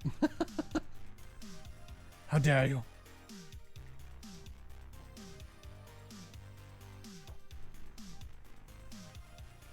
Alright, so let's get more of my paint here. And keep going. So now we get to places like this where we have straps intersecting and things like that. You can't really see it on stream that well because my camera is a webcam. I'm hoping to get a DSLR here soon, or at least a camera where it has a physical zoom instead of a digital zoom like my webcam here, just to make it a little bit better for y'all to see. But when you have all these little crossing with straps and things like that, it makes it so much more vital that we get our line highlights nice and crisp and clean, so that we can see that they're separate straps, not just this kind of gloop of paint and resin.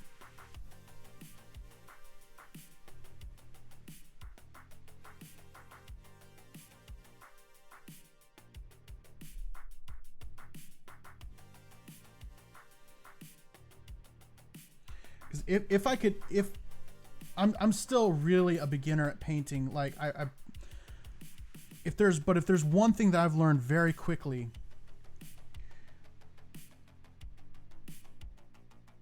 painting is all about contrast, like contrast between light and dark, highlight and shadow.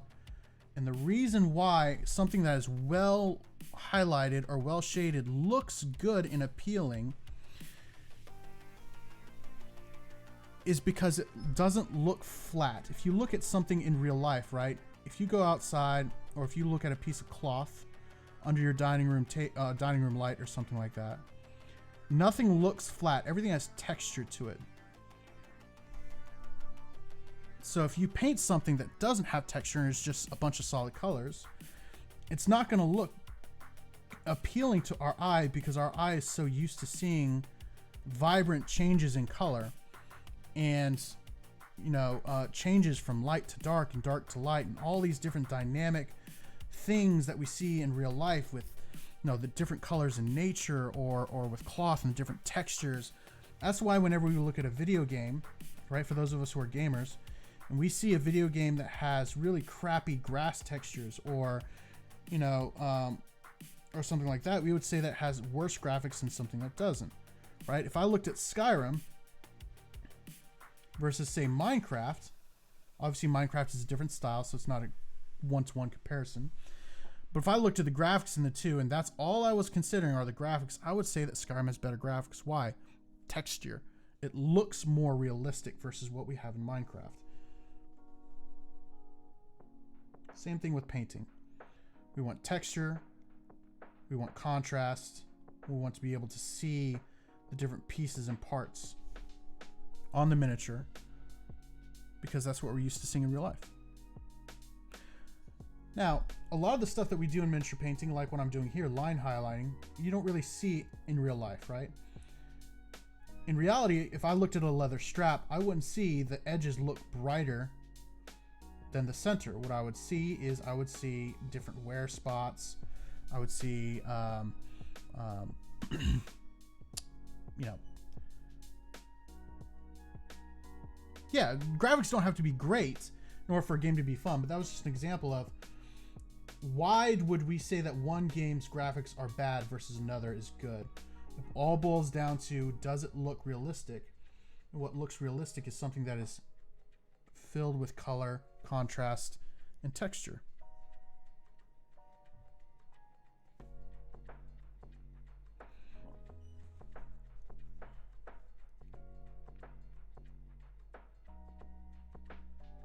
But I actually haven't played Pokemon too much. I played Pokemon Go because, you know, bandwagon. But I never really played Pokemon when I was a kid. I got really into video games more as a late teens and early adults. Mostly because my parents were super strict and wouldn't let me have a gaming console. Even when I was PC gaming as a young teen, they still wouldn't let me get a gaming console. And I was never able to buy a handheld console because they felt like during things like road trips and the like that we would be too distracted, that we wouldn't talk to each other or other people if we owned one. And so we never did.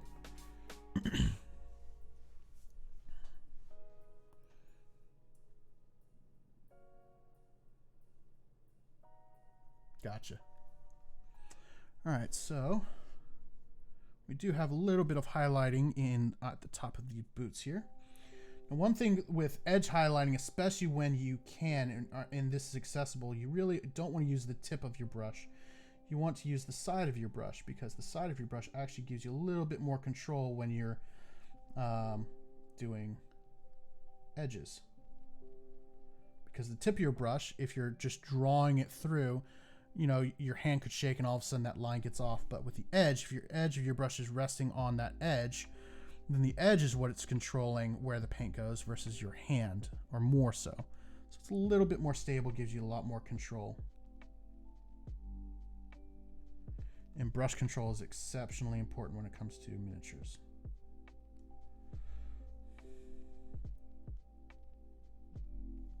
I mean, probably really with any art that uses a brush, but in getting nice clean lines, brush control is so important.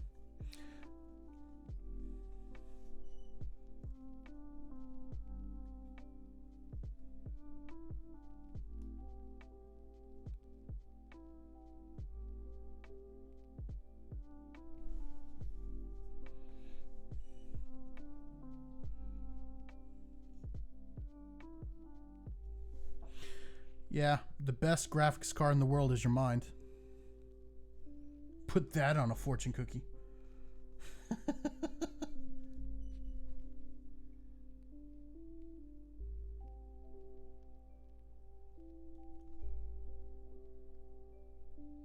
Oh no, I messed up. It's all right, I'll fix it later.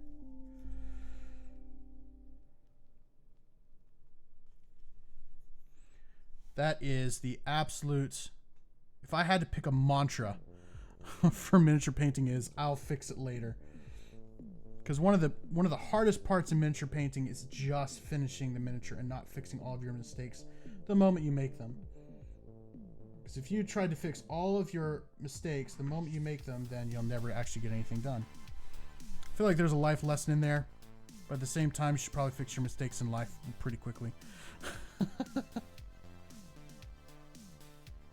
Alright, how am I going to get this angle?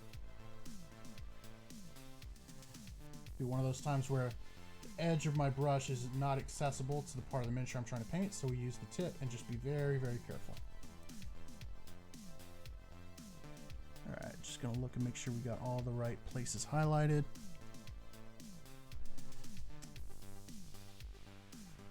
Interesting. Alright, cool. I actually did part of this wrong according to what she had. I don't think she'll mind, but I want to kind of redo it. So what she's got on her knees, like a dark blue-green. So I'm going to take a little bit of the paint that I already have on my palette here and mix it up and try to match that color, which that's pretty daggum close, so we'll go in and do it. So this trim right here on her knee was more of this color.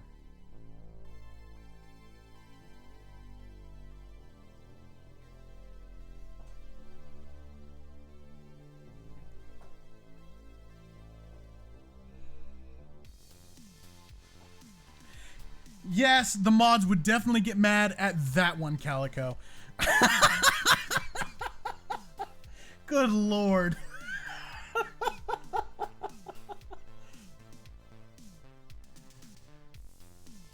Look, for some reason my stream is already rated for mature audiences. Let's not put it over the edge now. I don't even know why it is. I genuinely don't. Maybe because I used to stream Warzone, but I don't feel like that would be like considered adult content.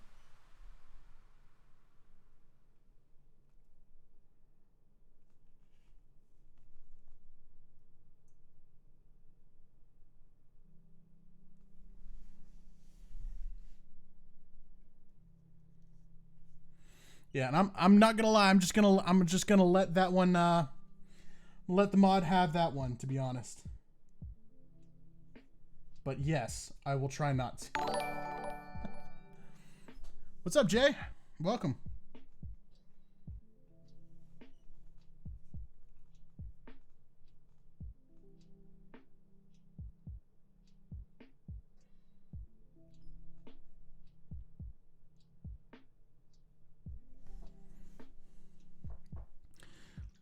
Not too bad, not too bad. How about you?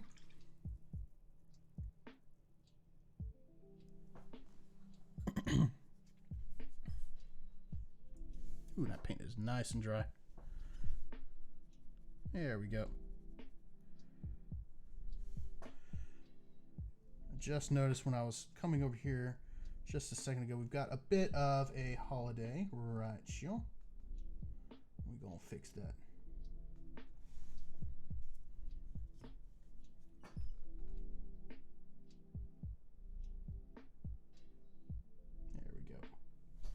Nice.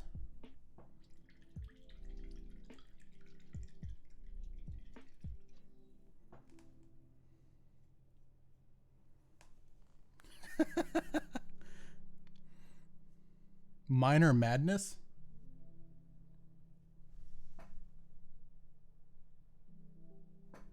What kind of madness you got?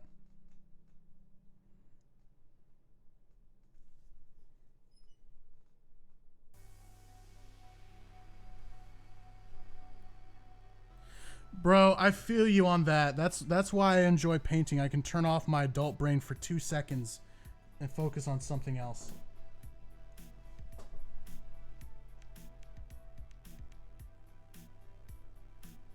One of the reasons I like painting.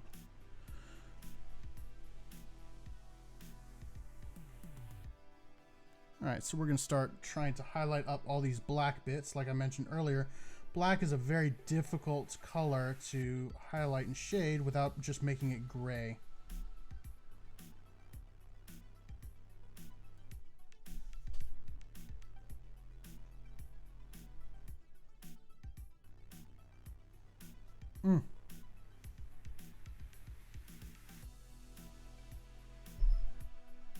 That's fun.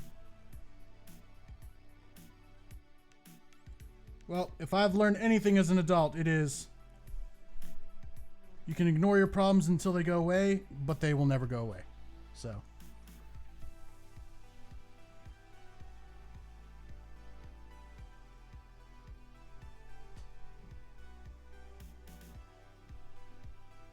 You had to come in with the music theory. You had to come in with the music theory. I don't mind, because I love music. But dang it, Matt.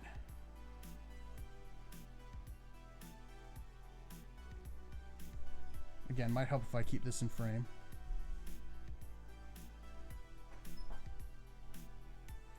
So again, we're just highlighting the edges here.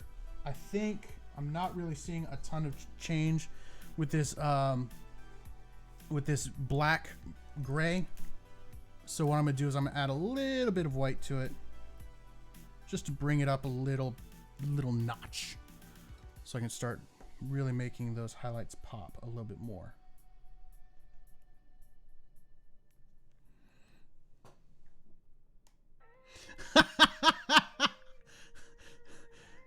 Two-bit, Jesus.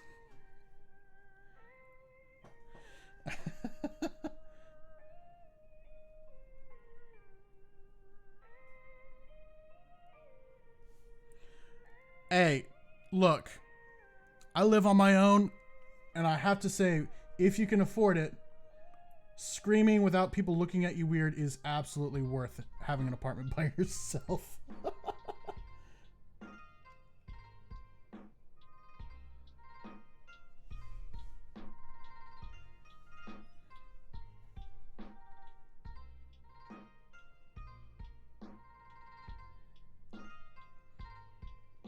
I mean, there is that, yes. Amazon is the answer for all things, right?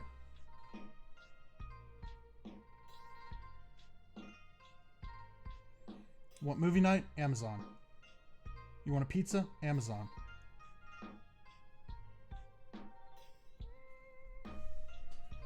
It's the answer for everything. At least, I'm pretty sure that's what Bezos wants you to think. Again, just edge highlighting here, but for these edges, they're a little bit rounder. So for these, I really want to use the tip of my brush and let the edge guide it. But being a little bit careful just to make sure that I'm not painting the whole thing gray, just the edge.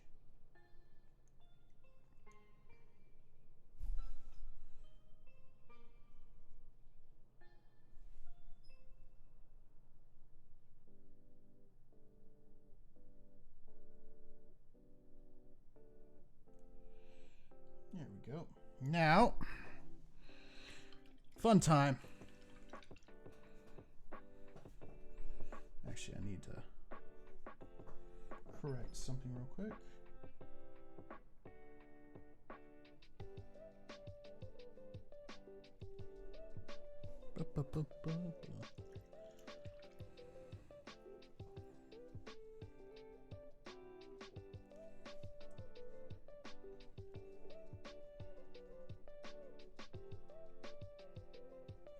All right, let's do some hair now.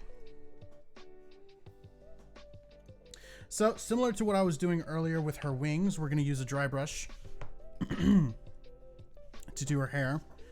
And once the dry brush is done, we'll actually go back and highlight up a little bit more, just because the dry brushing will basically show me where exactly her hair is highlighted. And it will show me where I want to put my manual highlight. So I'm still going to manually highlight her hair, but I want dry brush to kind of guide me on that journey.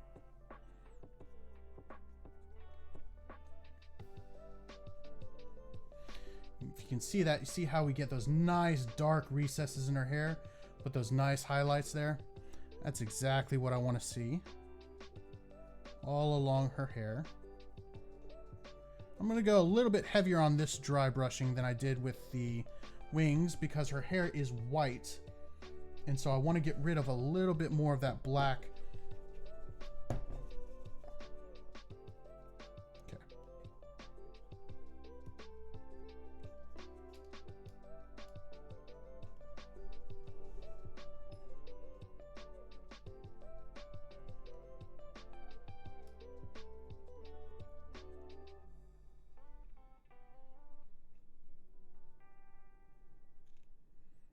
There we go. That's looking nice.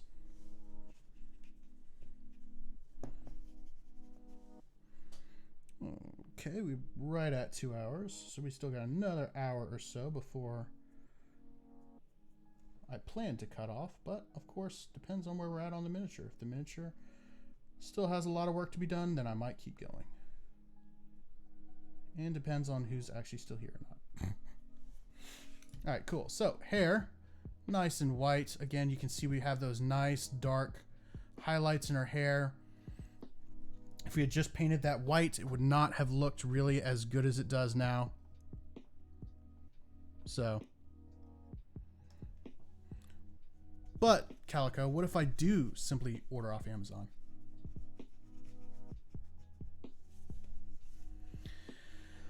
Jay, I would have to say anything that has the word inflatable in it probably is not the most reliable thing ever. There we go. All right, cool. So let's get some white on our palette here and start to manually highlight her hair.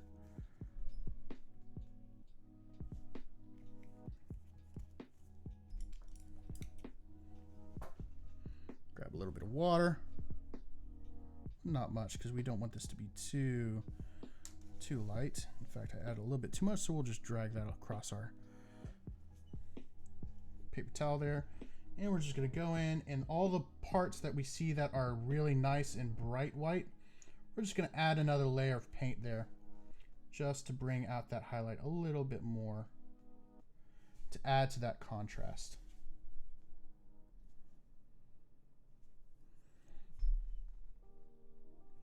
It's like you can see right here, I don't know if you can see it very well, that part of her braid, there's kind of a drop between the light and dark. So we'll add like a little bit more white there. And then we'll skip over and then we'll add white to the other side. And so it just makes that contrast much, much more noticeable. Still makes her hair look white, but it gives it some nice shadow. Words are hard.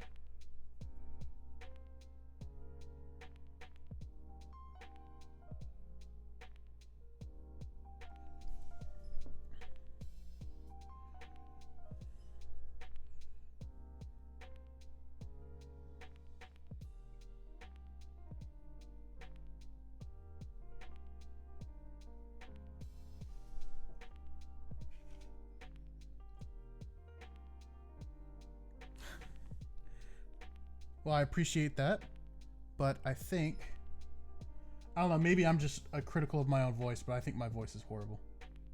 My talking voice, at least.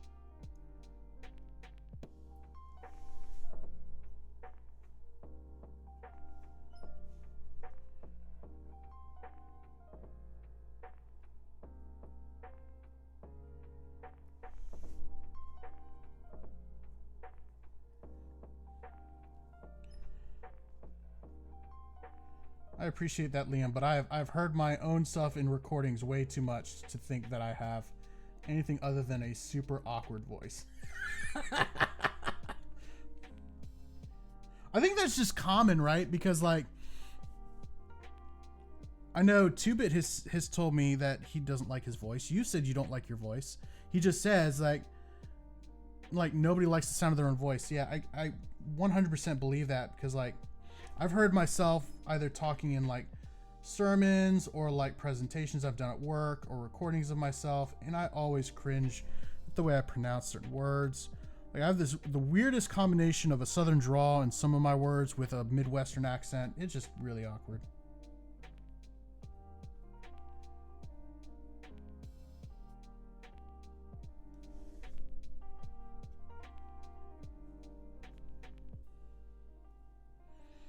Yeah, I think if you're a musician and you think you have a great voice, you're probably either fooling yourself or you're a classically trained singer who knows, you know what I mean?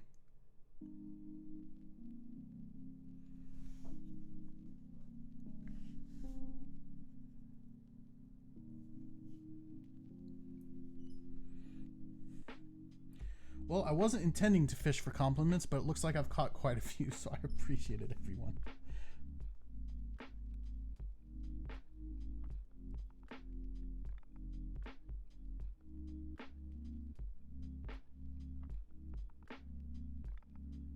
Again, we're just going in here and highlighting all of the highest little peaks.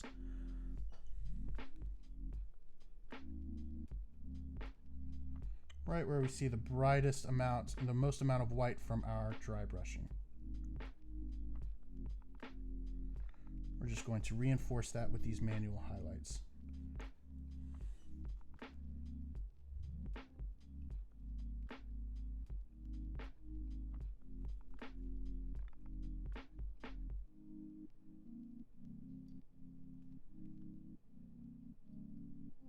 There we go.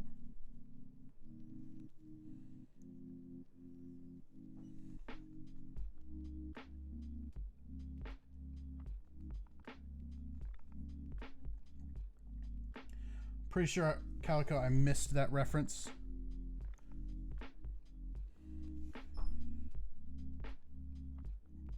Is that from one of his movies or one of his stand-ups?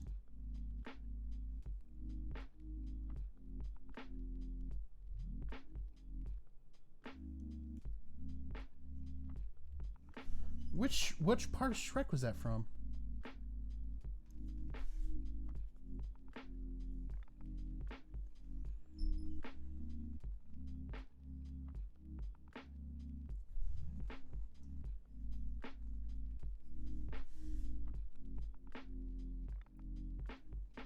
Man, I'm blanking on that. I've watched that movie like 1,000 times because Shrek.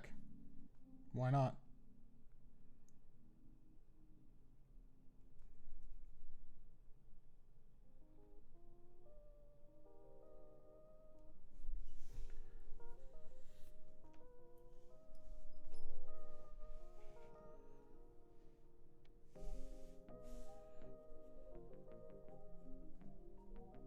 What, Matt's voice or Shrek? Because I'm pretty sure the answer to that is both.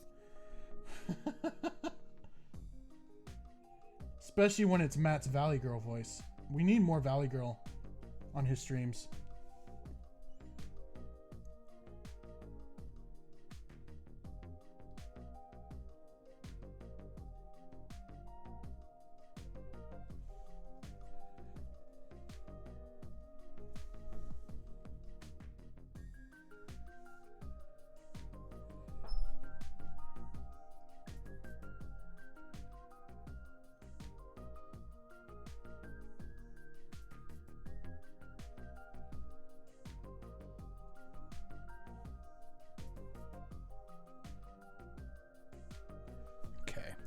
All right, so she's got a little hair tie around her braid here. So let's just let's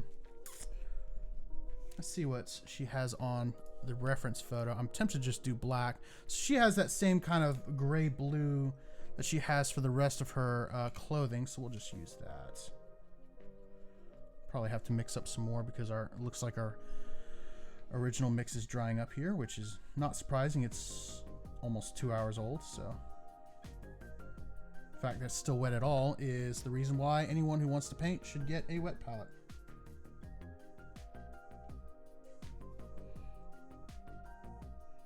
acrylic paint normally does not last 2 hours. But when you have wet palettes, magic happens.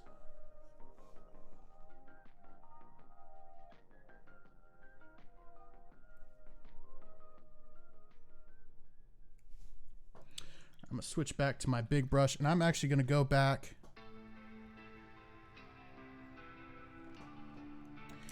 and do another coat of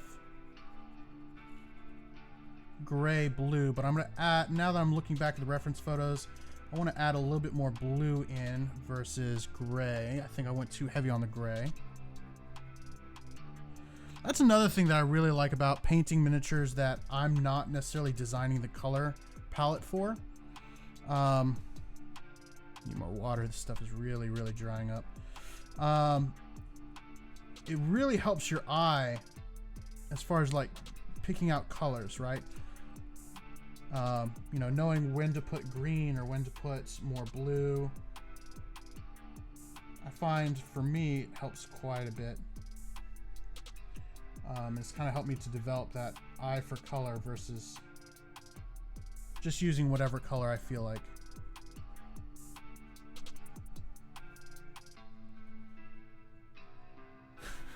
Calico, good lord. It's a good joke. It's a great joke even. But I'm gonna need you to stop.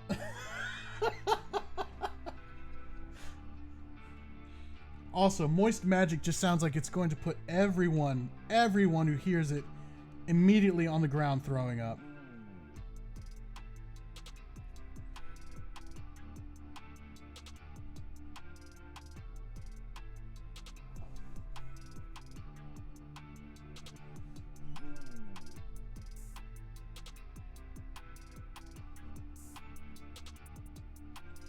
And what's really frustrating, Calico, is you're making all these amazing jokes. And my mind really wants to make some really, really, really funny jokes about them, but they're all incredibly inappropriate. So I'm not going to. Ooh, that was almost bad. Just got a little bit there. My finger caught on the little thing here and my brush went flying. Did not know what was going to happen there.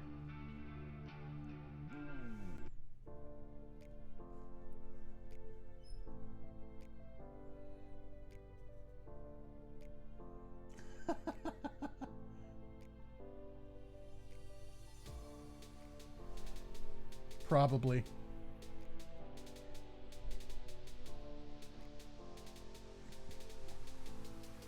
If I say it, the stream immediately becomes adult content.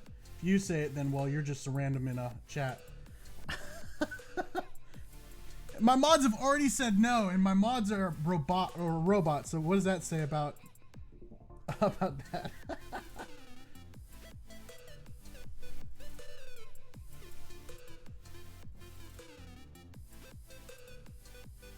Exactly. Wouldn't that be funny though if there was like, I wonder if you could like flavor Tasha's hideous laughter. Instead, you just say the word moist and everybody is like crippled with disgust. Power word moist. No, that just sounds wrong.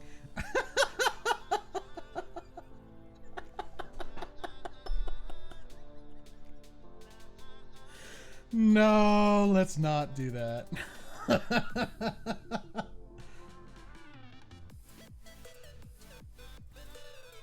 Yeah, let's see what you do with that, Calico.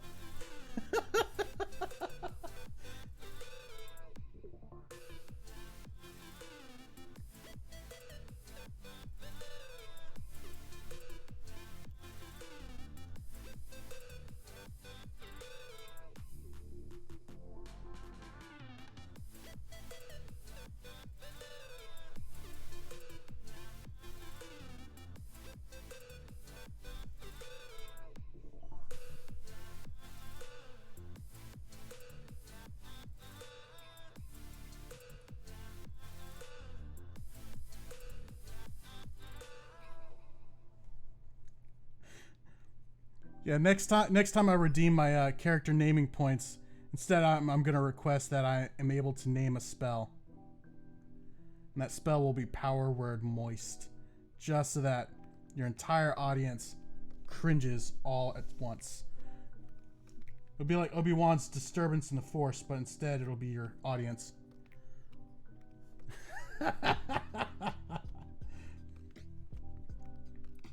It sounds like a spell Scanlan would use. Prove me wrong.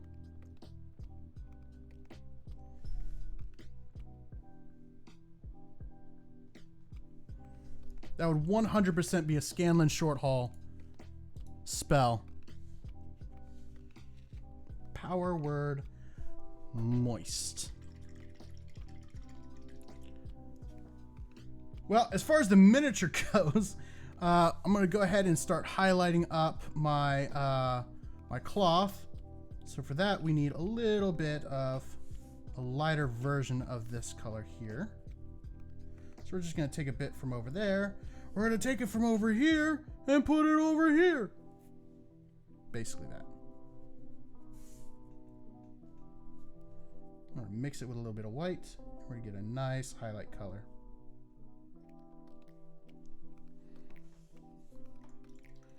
And we're going to move back to our number 0 brush.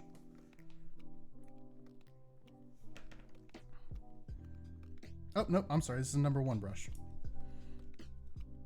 This is brush number 1.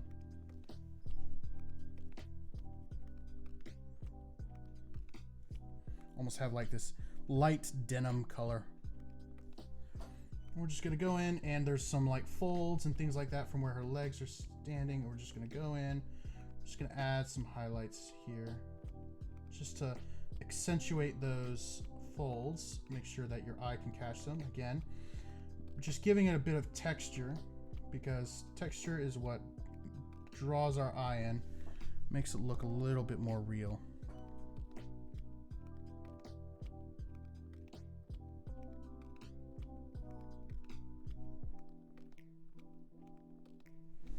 Okay.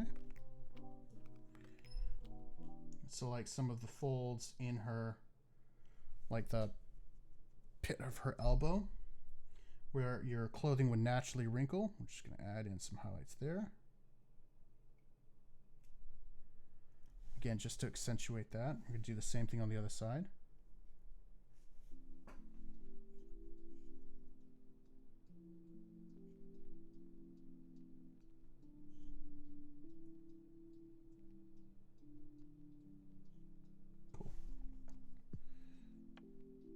See, I don't know if you can tell from the camera, but it's very, very subtle.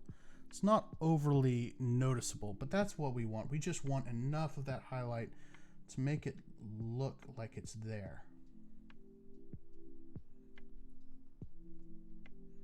We don't really want to draw too much attention to it.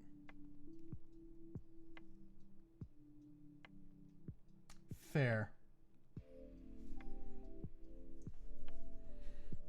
Do the same thing on the back of the miniature. Even though the back of the miniature is probably not really going to be seen a ton, because most people will be displaying it. They're really only going to see the front. So I'm not going to spend a ton of time on the back. I am going to kind of give a line highlight down her elbow just to make it look a little bit more deep. Like so. I'll throw a little bit of this over here and create a glaze. Now, for those of you who were last time, will remember this, but for those of you who weren't, a glaze is essentially 50% paint, 50% water. We're going to wick most of it away, and then we're just going to work the transition from dark to light. It's just going to give us a nice smooth transition between the two.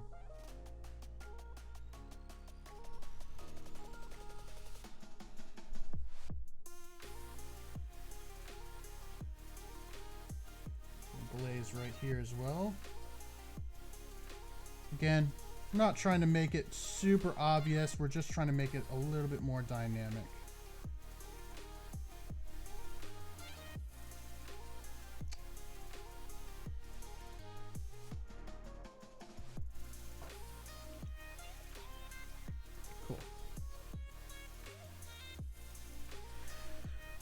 And we're going to grab a little bit more of that highlight color that we used on her leather straps, and we're going to do her boots.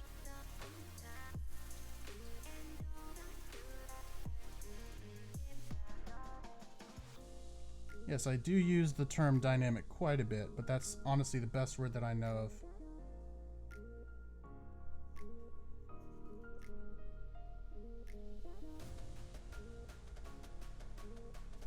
And I will just assume that's what you meant. Because I know it probably wasn't.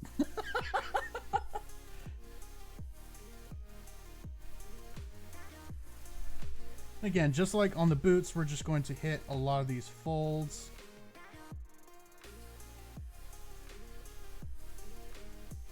Just so that people know they're there. Bring out some of this nice detail in this miniature.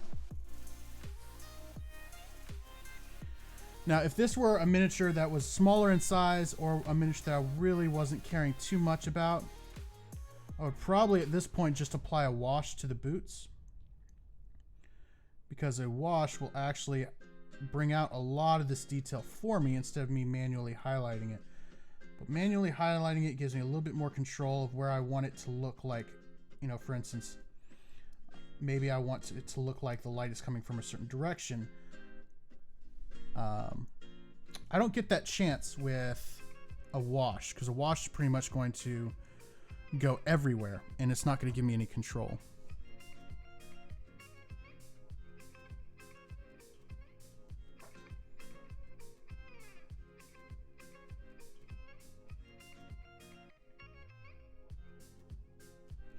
I'm curious. I'd love to know how Hero Forge like generates some of these folds. Is it based upon the pose? And if so, what kind of algorithm do they have set up? Because they do a fairly good job of making it look sculpted for the most part. There are some oddities here and there, like what I pointed out earlier with her arm clipping through the wing.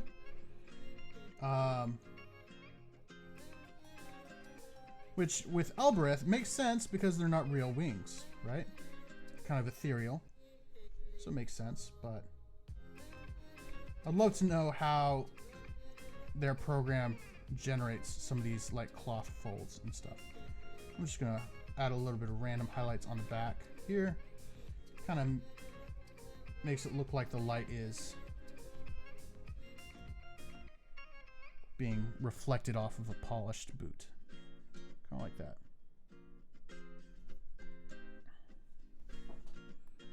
Yeah, exactly.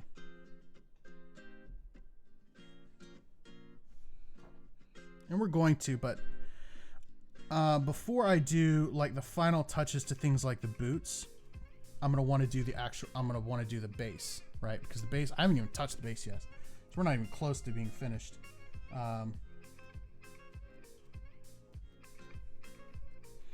But stuff like that, where I'm doing like dirt effects, that will be last, because I want to know a few things about the miniature before I go that far, right? I want to know, okay, what is she standing on? And that's going to give me knowing what she's standing on is going to give me this idea of what color the dirt would be. Once I know what color the dirt could be, then I'll actually know what color I want to use. Because for instance, her boots are rather dark. So if the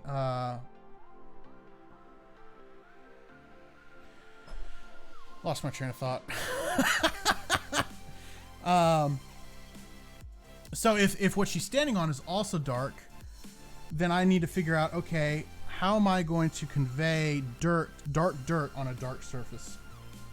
I'm just gonna lean in here and do her eyebrows.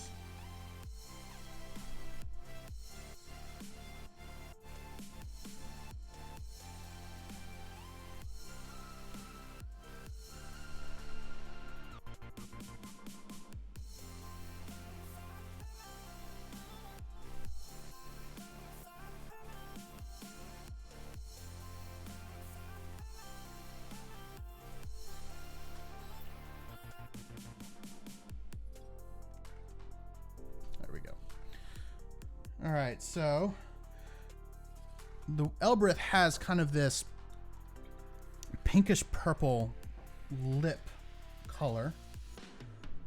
So what I'm going to do is I'm going to take more of that, where is it? Here it is. This light sea gray, and I'm going to mix it with a little bit of that same red that I used for her eyes. I'm going to try to get kind of that same pink. And the reason I'm using the skin tone that I used for her to kind of mix up this pink instead of like a white, number one, I think it'll get me closer to the color I want, but two, having that same kind of shade of color in her lips as we have in her skin tone will kind of pull that together and make it look a little bit natural, right? So if you saw somebody with a really light skin tone with a really deep red lipstick on, it doesn't look natural. It definitely looks like she's wearing lipstick. So same thing here. We want to make sure that her lip color is close enough to her skin tone to convey that it is in fact the same skin, but we want it to be different enough so that we have that, again, balance between light and dark. I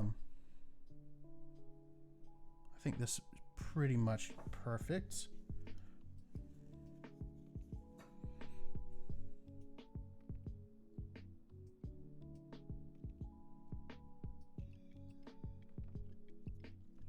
I'm just taking short brush strokes.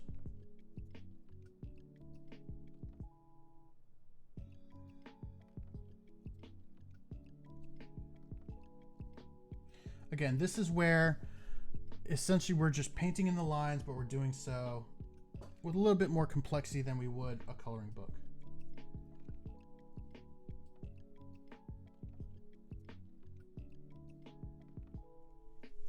There we go.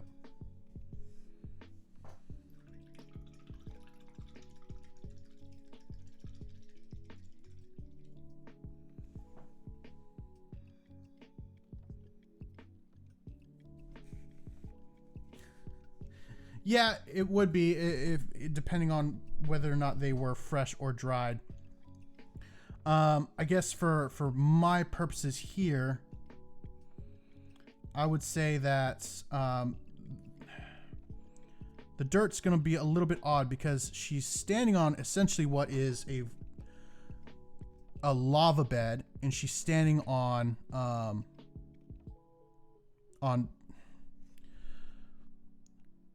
I'm blanking right now because dried lava which is not rock, has like a specific name, but I cannot remember it. Is it igneous? Anyway, she's standing on essentially a dried bit of lava over a lava bed.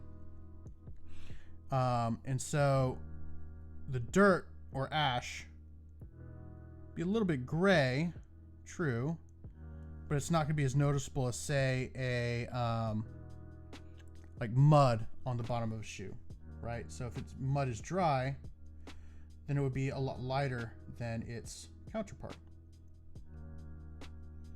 Now we're just going through and highlighting all of her fingers here. Again, just the very tops of her fingers.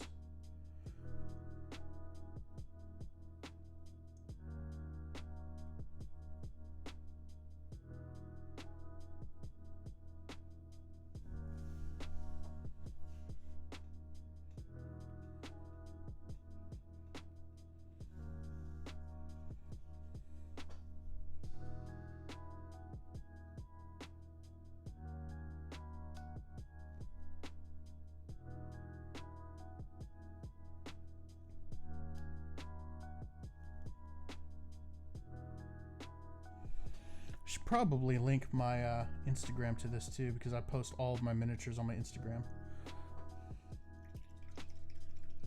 I'll do that later.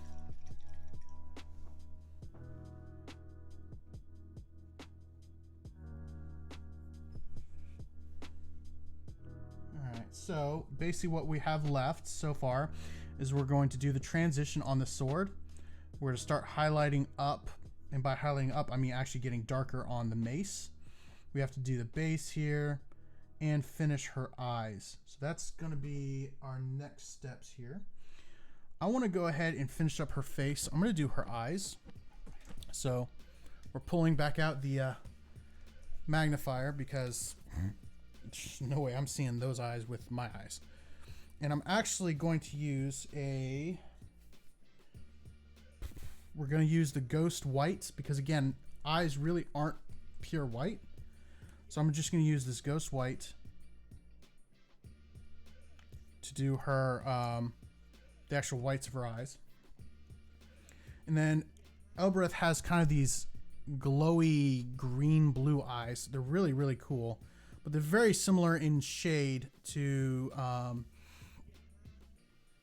the color of the resin that I used to print this. So probably what I'll end up, I'll get to that in a second. I'll probably use a little bit more of a green than a blue, but we'll see when we get there.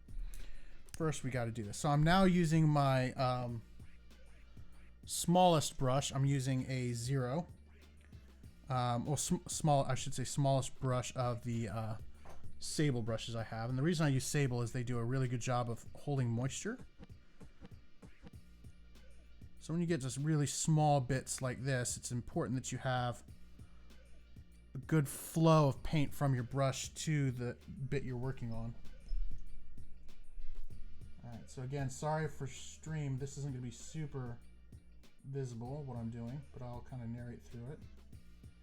So I'm filling in the eye, but I'm leaving the corner, the inner corner, the outer corner of her eye red, along with a little bit of a line outside of her eye. Mostly because if you take a picture of your eye or somebody else's eye or whatever, you'll notice that your eye isn't actually fully white. There's a little bit of red and pink in there. So, because pink doesn't really show up well in a situation like this, we're using red.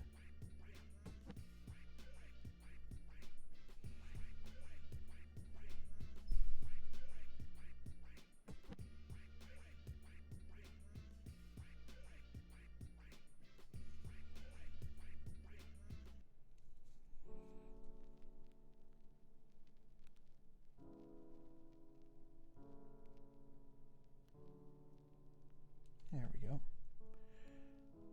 And I must say, doing eyes is probably my least favorite thing to do. Not because it looks bad, but it's because it is so stinking hard to get right.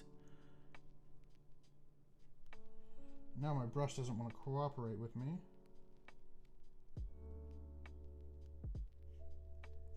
Come on.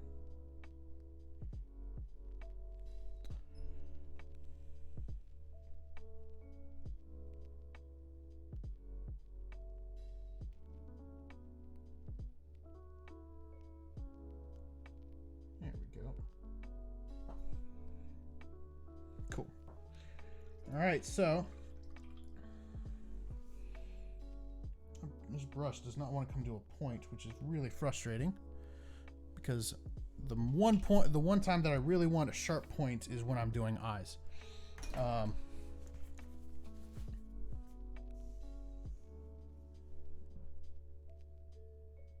So I have seen quite a few miniature painters lick lick their brushes. So that's actually a super common thing to do. I just can't bring myself to do it because it's kind of gross.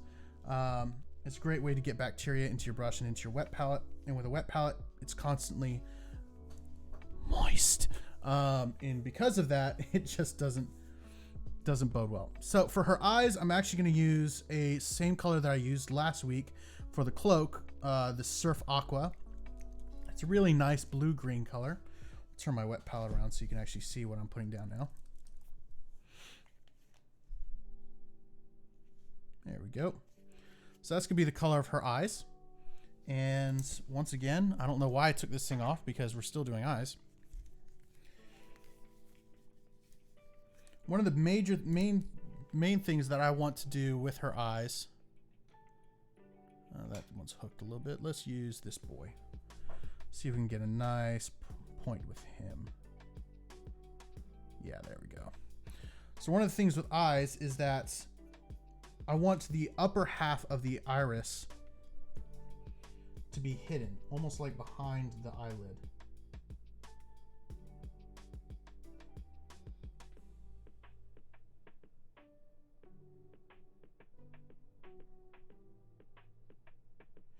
I'm sorry I'm not talking too much now, but this requires a great deal of concentration.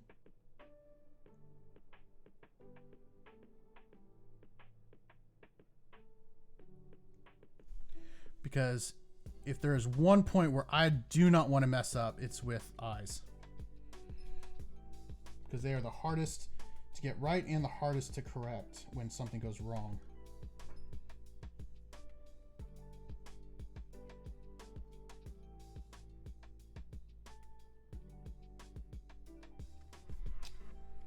And my brush decides to split. Let's get back there and give it back a nice point.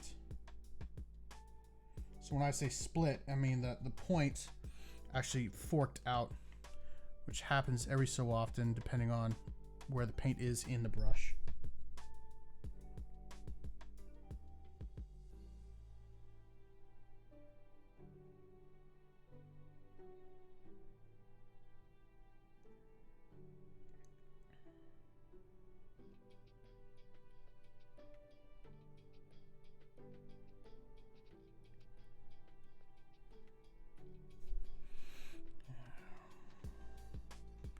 One of the hardest parts about eyes is getting them looking in the same direction. Like, it's not enough to just get the colors right or get the contrast right or get, you know, all of our stuff nice and round or our reds right.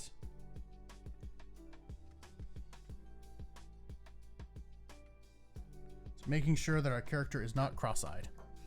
That is the most difficult part about doing eyes. Now, for the pupils, normally with pupils, all you really need is a black dot. You really don't need anything more than that. And so for that, I don't actually use paint. I use what's called a micro pen. So it's literally just a marker. It's a very, very, very, very, very fine point. This one is 0.5 millimeters, I believe. Yeah, actually 0.05 millimeters.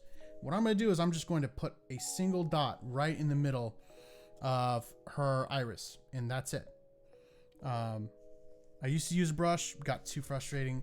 I saw a YouTuber suggest using a micro pen. It's been an absolute lifesaver. So we are going to use a micro pen for this. And if you're wondering, the paint is dry. I'm putting so little paint on the coats for the eyeball that it dries almost immediately, which is another reason why it's a lot harder to do than the rest of the miniature. But it's dry, so I'm just going to go ahead and put in that that pupil. And again, I'm sorry I'm not going to talk much through this. It is just requires a lot of concentration.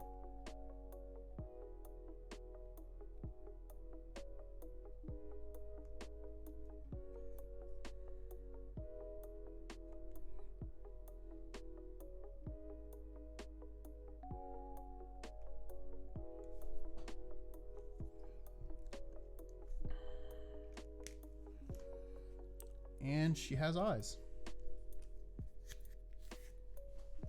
And they're not cross-eyed. So that is a win. Awesome.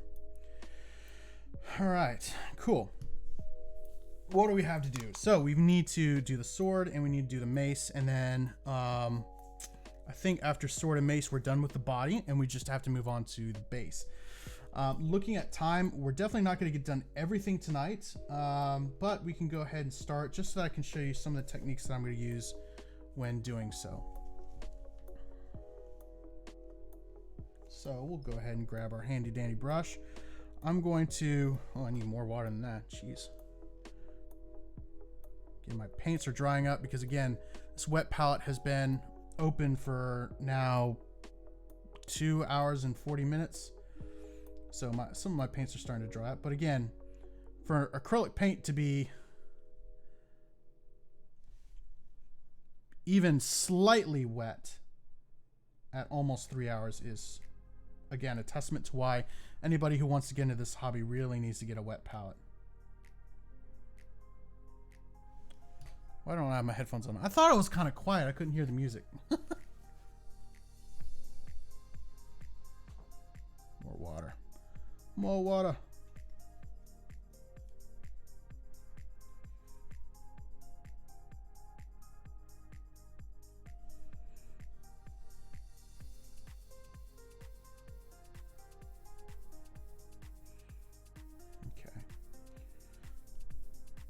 This is really cool sword.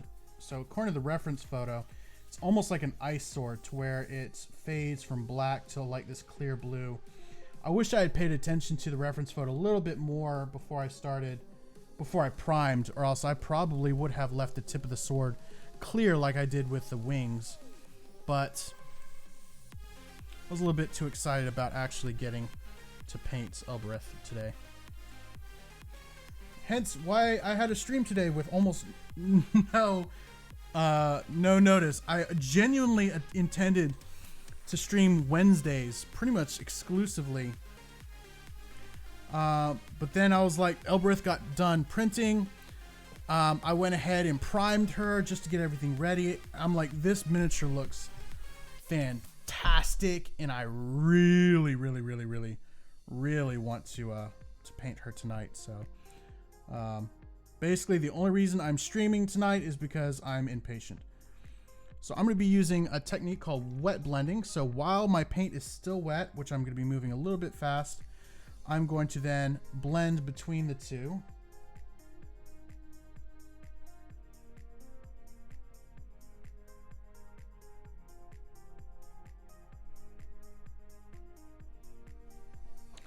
And the hard part from going from something very light to something very dark is that the dark tends to be a little bit more vibrant than the light. So you end up with not a really great time.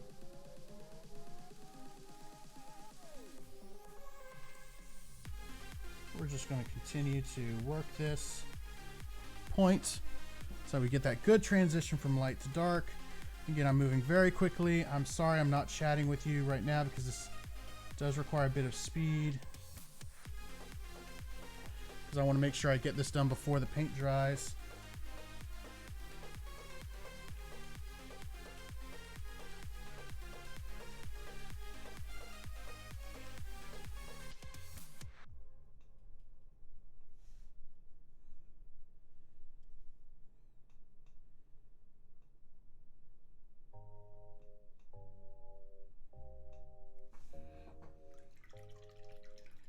Okay.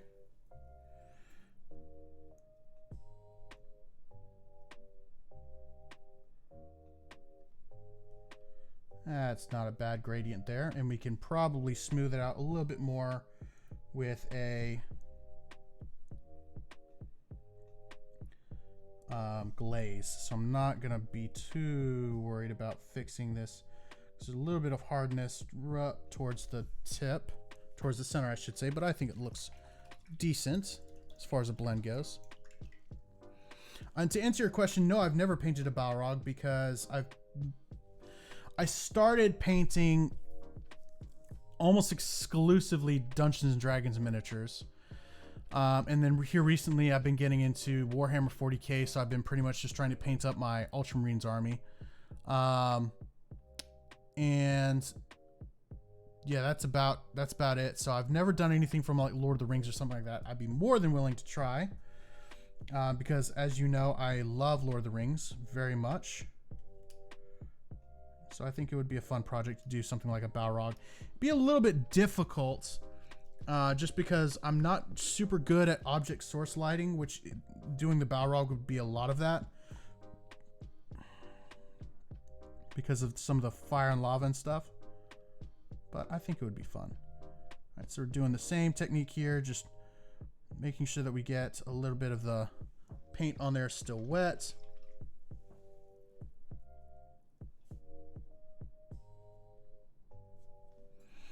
And blending between the two.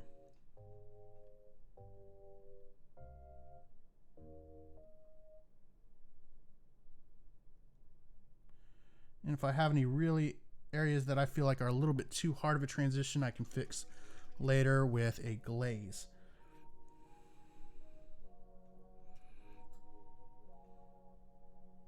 Which of course is that 50% paint, 50%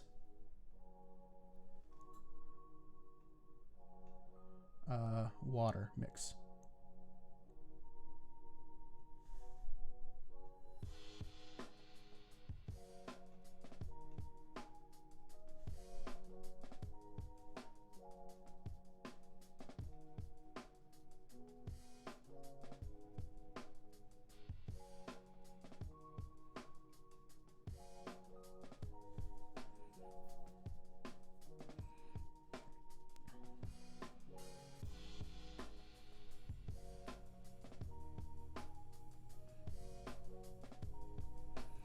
hey, I mean, if I ever do get affiliate and can actually have subs, yeah, that would be fun. Find a Balrog STL file, print it off myself, or if, you know, I'm not sure if anybody has, like, if any company like produces one,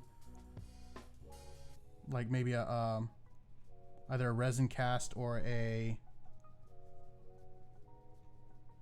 sprue one that I could also assemble on stream. That'd be pretty cool.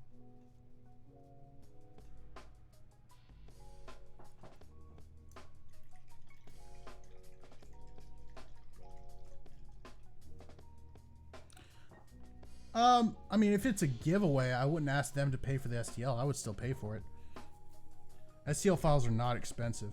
STL files generally run anywhere from, I don't know, $5 to $25, depending on the size, complexity, whether or not there's like a copyright associated with it, whether you're buying a like a distributor's license or a private license, all kinds of stuff like that. So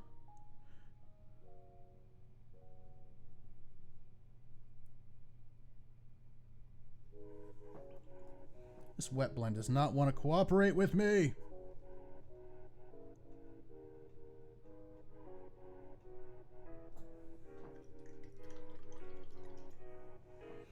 True. This is all assuming I reach affiliate.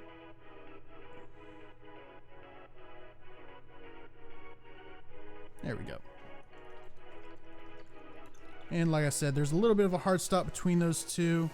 And that like gray, like darker gray right here, I suppose. Oh, there we go. That softened it up a bit. Again, I can always use a glaze. So there we go. That's a nice little gradient there. That sword. Nice and consistent. Not bad at all. Alright, cool. Now, let's try pulling up the edges on this mace here.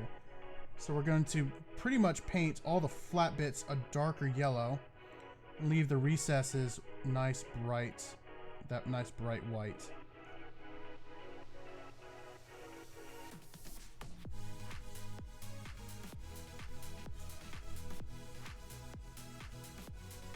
Like so.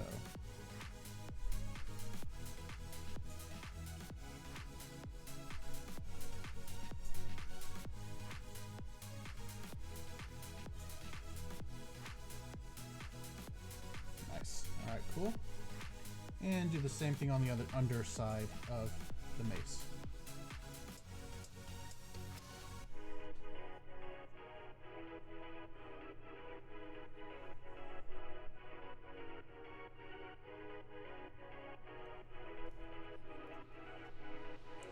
Just looking at the way this mace is looking right now, what I might do, I might actually go back with my brush and very carefully just put, just at the very deepest crevice of this mace, drop in some pure white, just to give it a little bit more of a bright glow effect.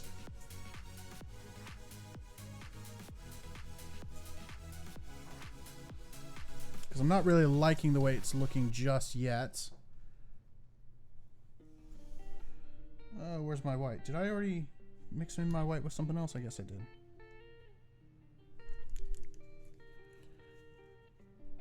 Where's that pure white? Nope, that's pure white. Okay, cool. I thought maybe that was ghost white, but no, this is pure white here.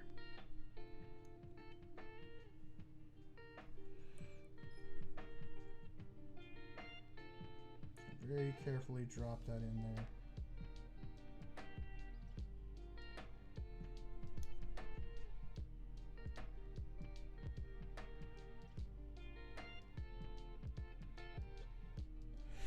I always like flanged maces. They look really, really cool. And historically, they had a really neat purpose. You know, when you look at like the early medieval times when like the sword was everything, really, you start to see weapons like the mace, the warhammer, the pick, the axe. Well, not necessarily the axe. The axe had pretty early on, especially like in the Viking Age, where I think it was like, what, 8 something or other to like 1027, something like that. I think it was the Viking Age. Anyway, you really start seeing weapons, blunt weapons like maces and hammers, or spiked weapons like war picks and halberds become more and more popular as the development of armor gets better and better and better, right? So for instance, you start to see plate armor. Well, swords don't really do anything to plate armor. Not full plates, at least. And so what you start seeing is blunt force weapons that are designed to crush armor versus cut cloth or flesh. And so you would use a flanged mace, and each one of those flanges actually targets all the pressure, right? So with pressure, the more surface area you have, the less force is being transferred. So if you use a flanged mace that has a point on it and a very heavy head, it's putting a lot of force into a very small amount of surface area, which is meant to buckle the plate armor of the time. So literally, the reason why we have weapons like what Elbereth is carrying here is because people got better and better at making armor. Which is ironic, because a lot of the times when you think about medieval, or when a lot of people think about medieval times, you think about people who are, you know, uneducated, or they were like, you know, these brutes who didn't really understand weapons. They just chopped at each other with swords and stuff like that, right? When in reality, these were very smart individuals, and they knew exactly what they were doing, especially your blacksmiths, right?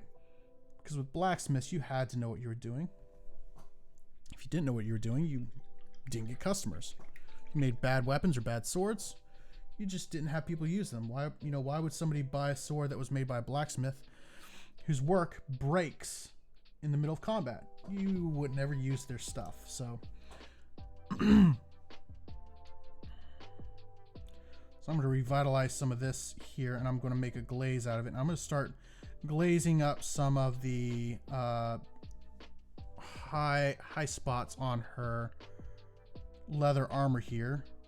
It's like just on top of her chest, on top of her shoulders, areas where I think the sun might catch a little bit more.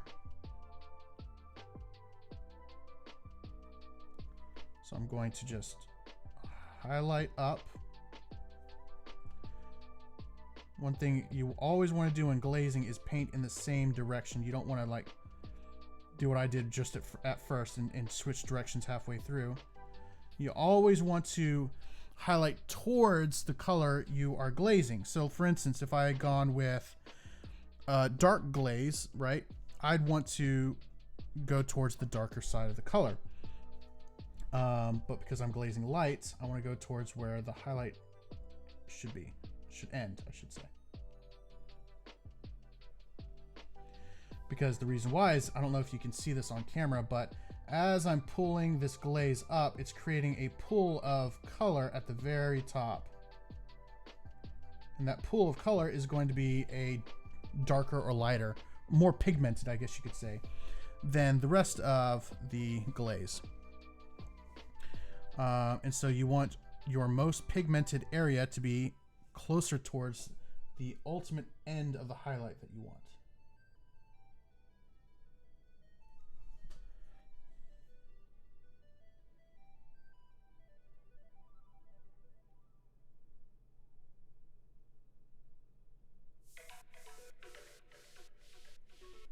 Just like that.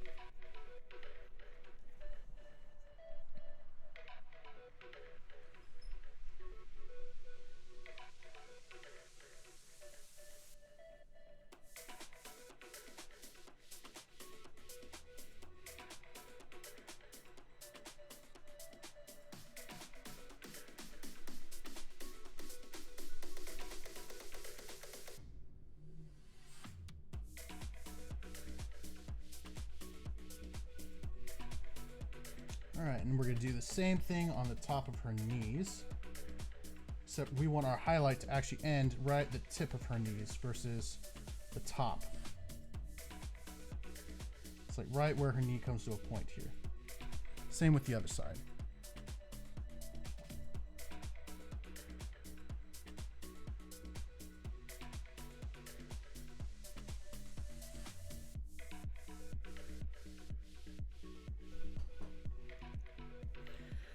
And if you find that you feel like you've added a little bit too much glaze, you can always just rinse off your brush real quick, come back with a damp brush and wick away some of that.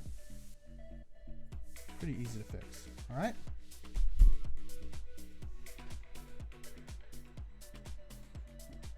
Especially if your glaze is a little bit more pigmented than you'd like it to be. So when I say pigmented, what I mean is paint is basically a pigment, which is the color in your paint, in a medium, right?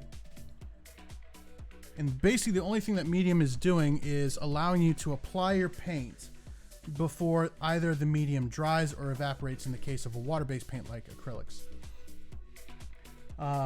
So in the case of our Elbereth here, the more pigment you have in a glaze, the darker and more saturated that color is going to be in that glaze.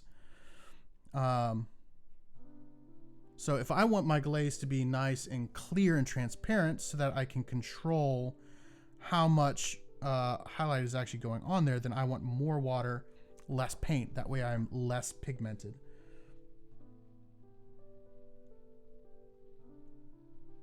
It does mean I'll have to make more layers, but it means that I'll end up with a smoother and more consistent product in the end. And there are some companies that make a medium that is specific for glazing so that you don't have to use water, but water is literally the easiest thing to come by. And I've used glaze medium before and it's not bad, but it's didn't necessarily give me a better or worse product than water did, so I'm just gonna stick with water.